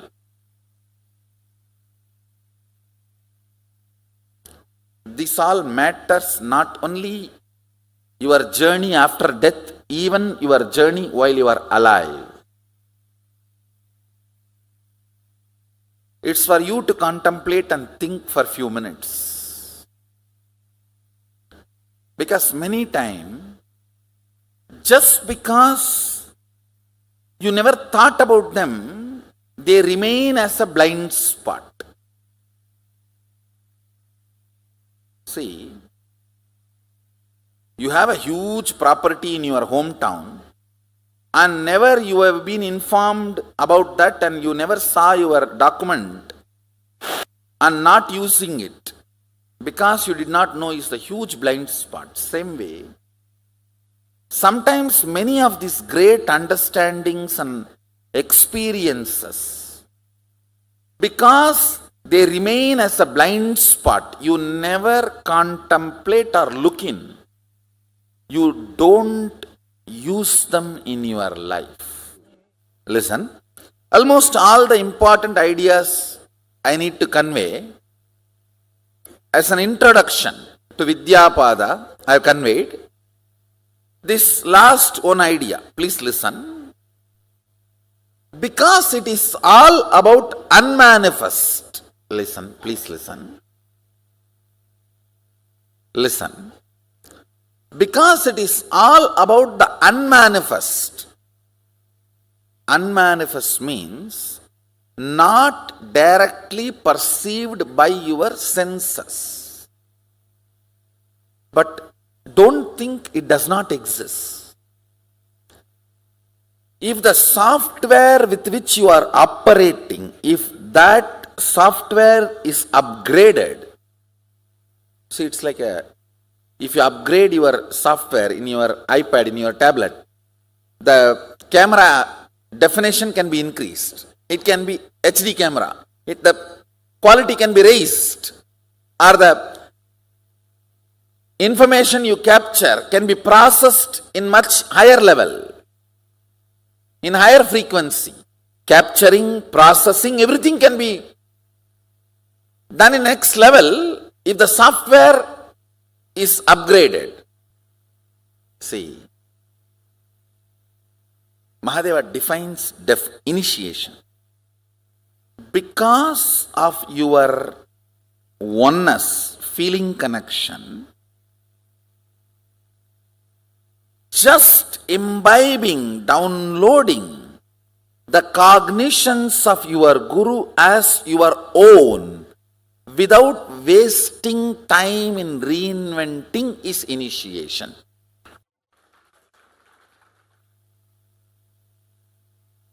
Now what I am going to explain, most of them are unmanifest, avyakta, for all of you.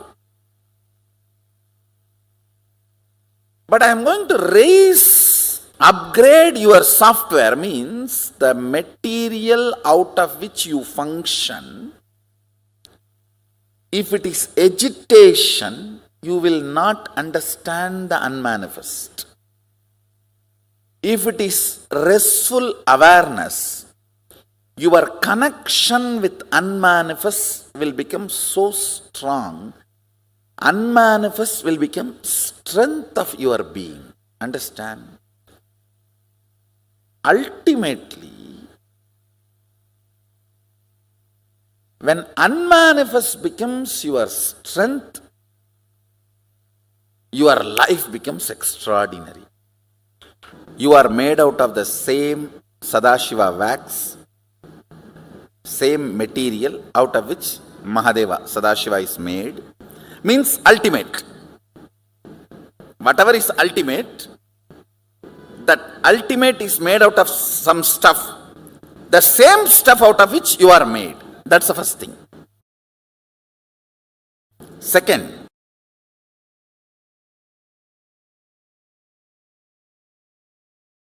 you decided to become many, to celebrate your existence. So wherever you are not celebrating your existence, you forgot, you decided to become many.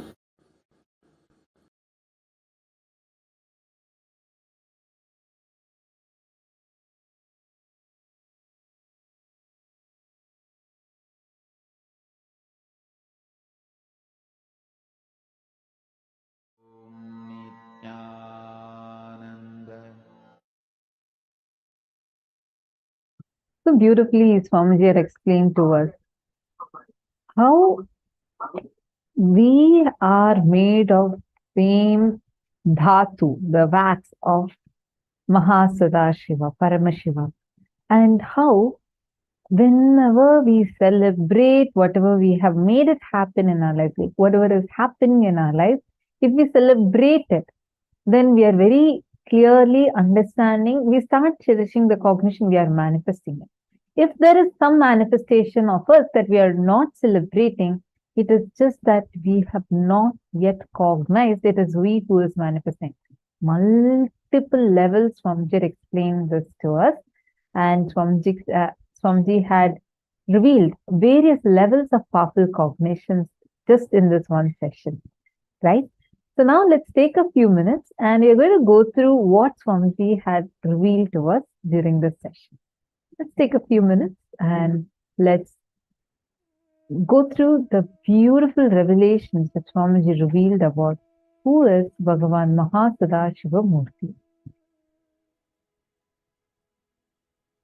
Paramashiva says in Mrigendra Agama, as my own extension, when I decided to become many, to celebrate my existence, I manifested whatever is experienced as reality.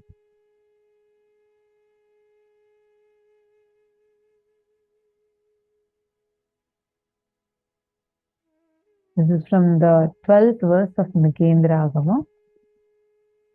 Paramashiva is very clear. Even when you are struggling to realize his existence as you, he is you. Even when you are struggling with your self-doubt, self-hatred, self-denial, to realize that you are Paramashiva, even during that period, you are Paramashiva. So you do not need to feel shy to tell yourself and others, you are made out of the same material, the wax that Paramashiva is made. What you cognize about you, the universe, and Paramashiva matters because you are going to decide when you leave your body. The ideas you have about these three many major decisions of what to do further. Take a few minutes. Let's all do that exercise Swamiji told us. Look in, as Swamiji said, this is not a monkey survey. You're not going to be doing it for others. You're not going to post this in the chat. You're going to take a few minutes and look in. Attend to you, inside of you. This is a mind survey, like Swamiji said. This is not a monkey survey. So take your paper and pen. You're going to pen down for a few minutes the answer for these three questions within you. Just write down. Inside of you, do you feel you're going to exist after death? Do you feel there are multiple planes in the universe? Do you feel there is an independent intelligence in front of you, in front of which you are going to be there? Take a few minutes and quickly write down.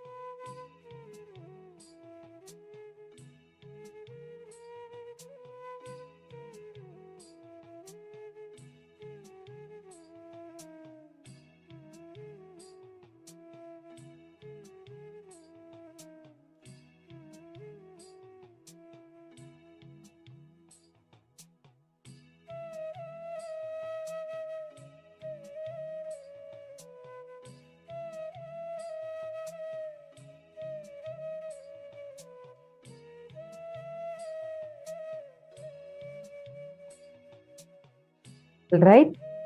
I hope all of you have finished writing the answer for these 3 questions. Done? You don't need to post it in the chat. If you know you are manifesting, it is celebration. If it is not celebration, you are manipulating your own manifestation. The number of decisions you take and actions you do based on the cognitions strengthens those cognitions. Take a few minutes to internalize it. Many times it is, see, the moment you start cherishing a particular cognition, what does that mean? Every time you take a decision from a particular cognition, that decision strengthens the cognitions further strengthen the decision. It becomes more of a strong, powerful cognition inside of you. Take a few minutes and post in the chat now. How many of you are understanding this? And can you all share one experience of you where, okay, Christine Jones has asked a question. What does becoming many mean? Christine Jones. Now all of us are there. So many of you, you are there, I am there, she is there. Each one of us are there as different manifestations of Paramashiva. Right?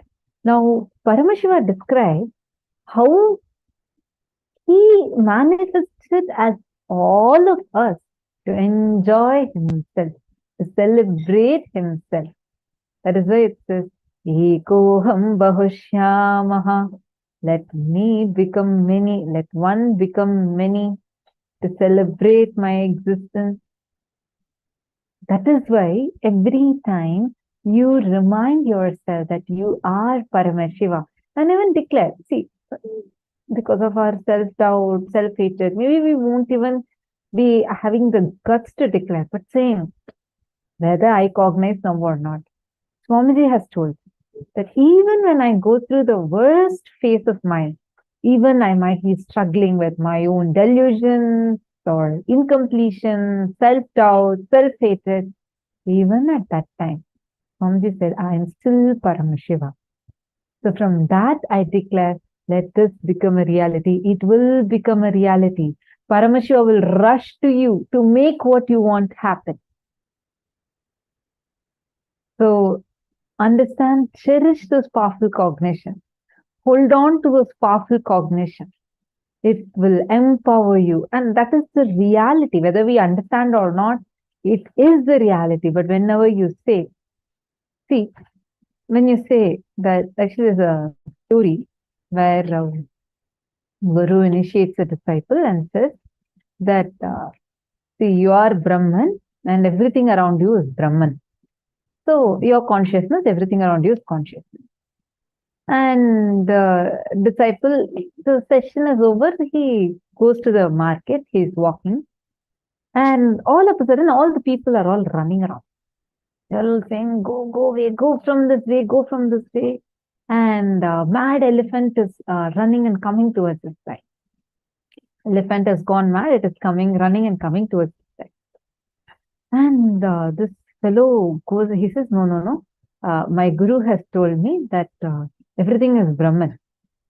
So I can't go from here. I'm going to stand. That is also Brahman. The mad elephant runs and comes and takes him in his trunk and throws him away. Then this fellow is shocked. And he goes and asks his guru that, what is this? You told me that everything is Brahman, but then why did the elephant come and harm me? The guru says, look, I have told you, I was teaching you, but it has still not become a powerful cognition in you. Only when it becomes a powerful cognition, you will be able to actually use that as a thing to stop the elephant. But for us, you don't need to wait for that. Because when Paramashiva has come down as Guru, he says, come on, don't worry that the elephant may not listen to you because the powerful cognition has not become your experience, but declare and stand there and say, whether I know it or not, my guru has told that here, you are Brahman, I am Brahman, so you cannot harm me. When with that cognition, because my guru told I am standing here, guru will rush and protect you. That is the shield that Swamiji has given to us. You don't need to wait for it to become your experience. Declare, because it is Swamiji's experience, it will simply manifest as your own experience. And that's the power, that's the powerfulness that you can carry as Swamiji's disciples. This is the difference. And that is why Swamiji had told, just listening to that truth that Swamiji revealed, even at the time of your death, even if you don't understand, Swamiji will come, repeat this exact same satsang. You will listen to a replay at the time of you leaving the body, and Swamiji will come and repeat the whole thing again for us till we catch it. When you leave it, saying whether I understand it or not, it might not be my experience at this moment. It might not even be my cognition. I may not even understand it. But because Swamiji told it, let me apply these teachings. The moment you enable that, the moment you give that cognition to yourself, Swamiji will come and Swamiji will give you that as your experience at the time of need. When exactly you need it, Swamiji will himself manifest that as an experience for you. How many of you here are like that? Like where you've seen at least one situation in your life, automatically it was like a cognition in you. Hey, Swamiji told it, so I'm going to do. And you saw you were successful in it. Who all have had this as an experience? Please take a moment and share it in the chat.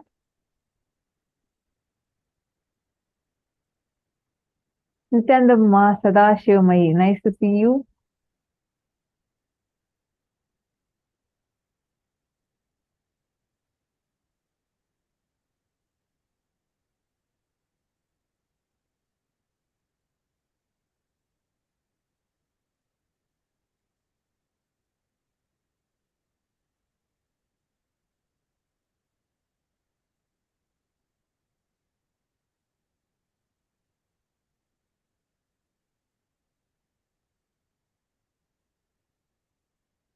Oh, sorry, Ma Priyesha, I'm sorry, I just saw your question. Ma Priyesha, is there? I just saw your question where you were saying, when time dimension does not operate on me, does that mean I'm eternally 16?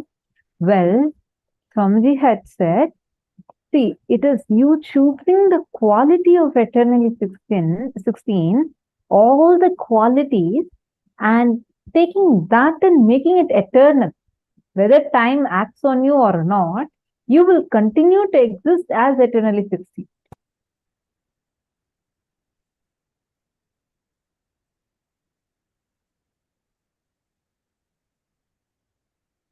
Ma Geetanjali Khana, don't worry, just be here.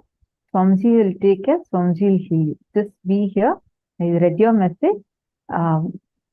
Especially don't miss in the darshan. Just sit in front of Swamiji during the darshan. Be very clearly visible in the camera. Right after darshan, you are going to come and tell how you have been healed. Okay, so don't worry at all. You're the right place. Swamiji's one look is enough. It will immediately heal you.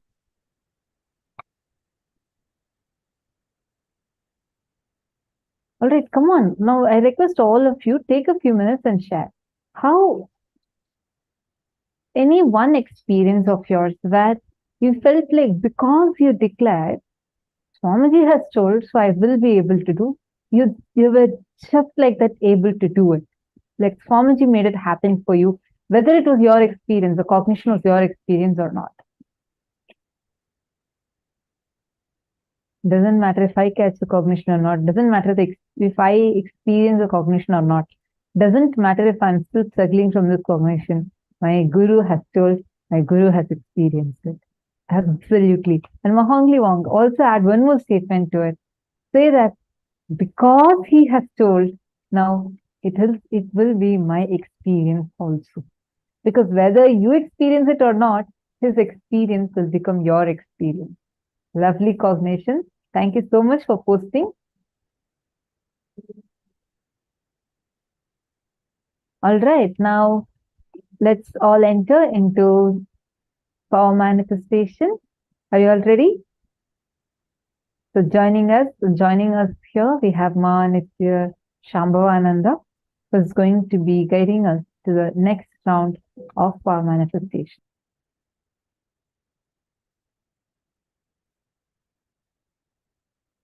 manifest the power of consciousness over matter today that we're all doing, where you will be able to apply these principles, just exact cognition, whether it is my experience or not. Swamiji has told it is possible for me, and therefore it is possible for me. And let me manifest it because it is Swamiji's experience. Swamiji will give that as in my experience. If you just understand this one thing and declare this as a cognition, you will see immediately it will manifest as power.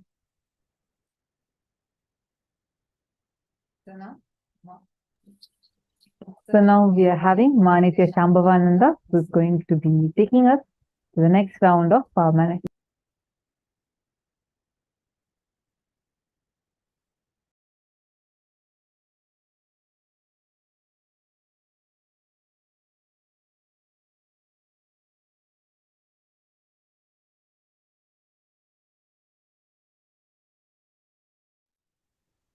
Transition. Now, let's continue with the power of consciousness over matter. So we had started starting with moving a needle in water in the first round today. So let's continue the same power. Let's continue with moving the needle in water. You can keep a small twig or a grain of rice, anything that will float at the top, at the surface of the water. In this round, what you're again going to be doing is moving the needle or the twig on the surface of the water as per your will. So if you say right, it should move right, and if you say left, it should move left. How many of you really clicked with the cognition that Swamiji had given today?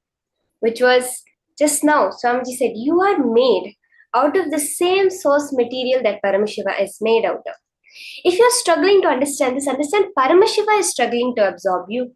Just sit with it. Tell, even if it has not become my experience, because it is my Guru's experience, it is the truth and it will manifest.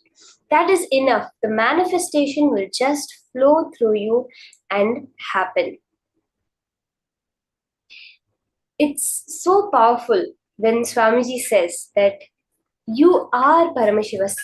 In another satsang, Swamiji actually says, you and Paramashiva have a holographic existence. However small you may think yourself, you are only a smaller hologram of Paramashiva. What's a hologram? A hologram is a image, let's say, that if you cut the image, however small you cut it, it will only be a smaller representation of the whole. So let's say you take the screen, you cut it into tiny pieces. Each pixel, you'll be able to see the entire image. That is what the meaning of a hologram is. Very clearly, modern science says this whole universe is a hologram. It functions on the holographic principle, is what they call it, which says that every point in the universe contains the information of the whole. Now, if you extrapolate this and say that if you change something in one point, it has to change at every point in the whole. See, if we're saying that every point contains the information of the whole, if something changes in one point, it has to change in the whole. When the cognition shift happens within you, yes, me and this object are one. We are both Paramashiva. When that click happens, as you know that if I move, that has to move. That is when the power manifestation starts. So shall we get into it? I request all the participants, you can set up your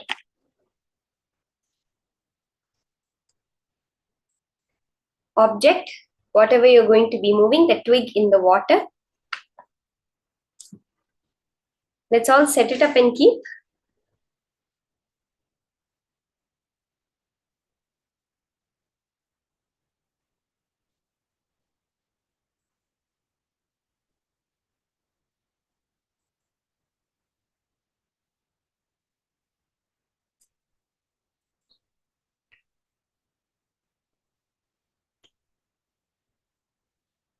Once you have set up the whole thing, now you're going to make an intense will. Sit. Clearly say, I am Paramashiva. that ultimate. See, I may not understand who you are, Paramashiva. I do not know how you look. I don't know where you are. I don't know how you are. I know my Guru has said that you are the ultimate. I am Paramashiva. I am you. You are me.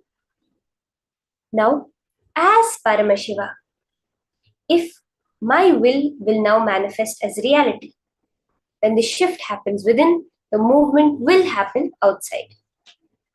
From that clarity, sit and do clearly exactly what Paramashiva says. Withdraw your sight from the object, close your eyes. Withdraw any thoughts and impressions of it, dissolve it. It is not there anymore. Only hold Paramashiva in your inner space. Sit as Paramashiva. Chant the Mahavakya Om Nityananda Paramashivoham.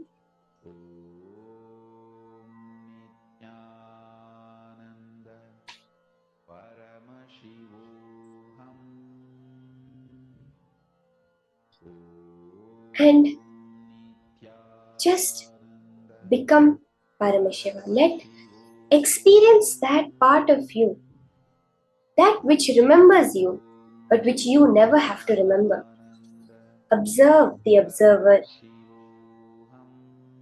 See at it. Who is it that is experiencing? Look in. Sit with the intense feeling connection to Swamiji. You will now see physically the object moving.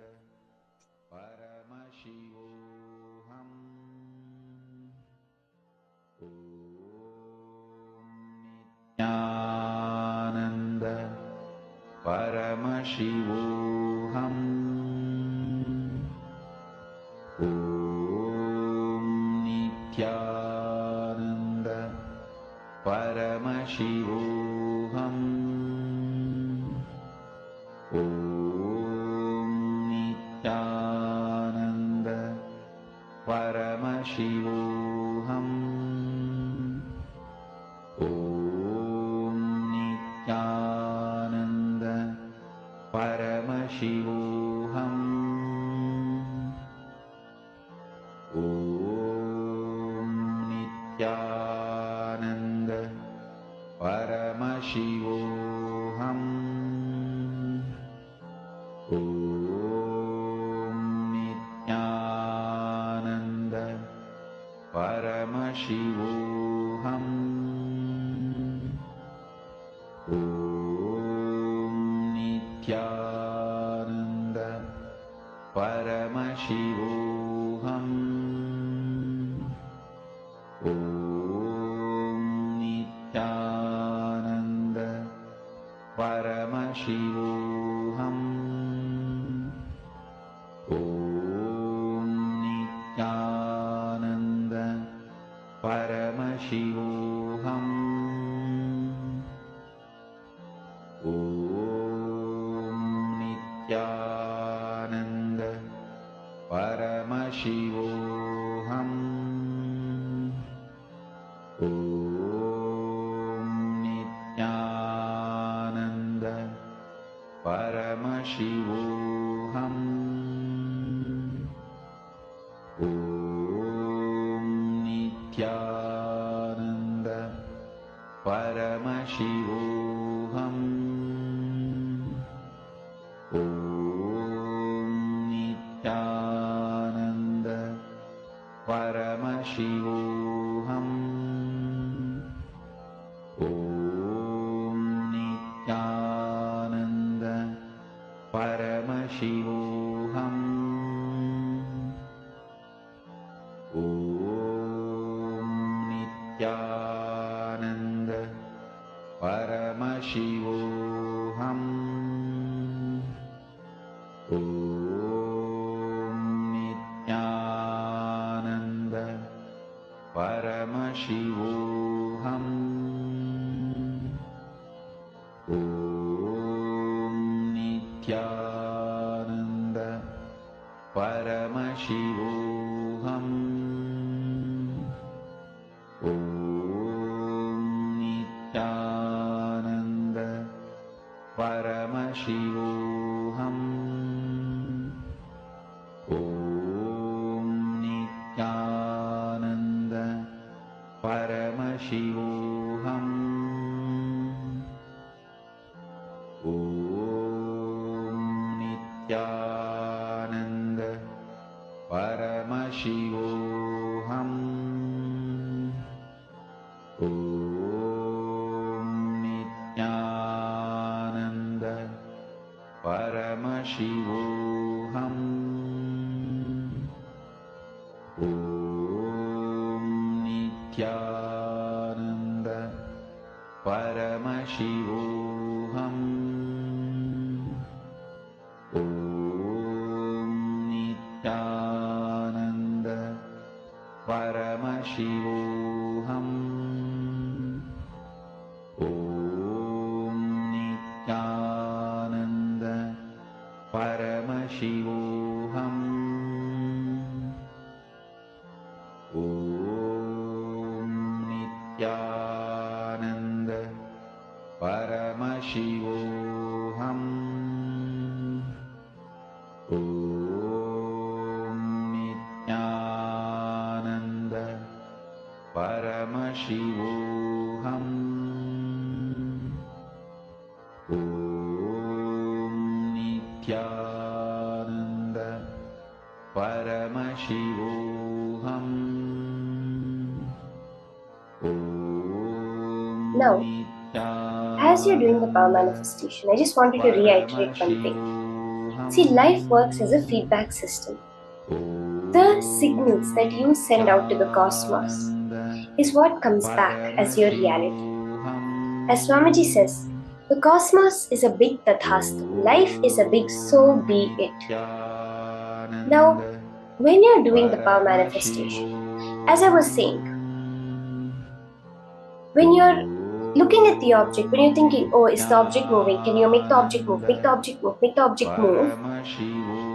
Again, you're coming back to matter, because subtly you are re-emphasizing the fact that there is an object and there is you. But when you hold the space of my will now manifest, I am going to enjoy Paramashiva, and sit in that unclutched space, feeling connection, chanting the Mahavakya, knowing within your deepest being, just with that will, that I am Paramashiva. Everything in this cosmos functions as per my will. Then the cosmos, that larger you which you have not yet identified as you, sends back the signal Tathastu and makes that as your reality. See, every time a thought comes up of matter, is it moving? Will I manifest? Then that's what gets emphasized. The part of matter gets emphasized. Every time the feeling inside, the belief, the decision, the will inside comes, I am Paramashiva. That is what gets strengthened. So focus on centering yourself purely on your Paramashivatva. I am Paramashiva whether or not I believe it. Function as Paramashiva. Act as Paramashiva would act. Sit as Paramashiva would sit. Think as Paramashiva would think. We'll have some more time for doing the power manifestation.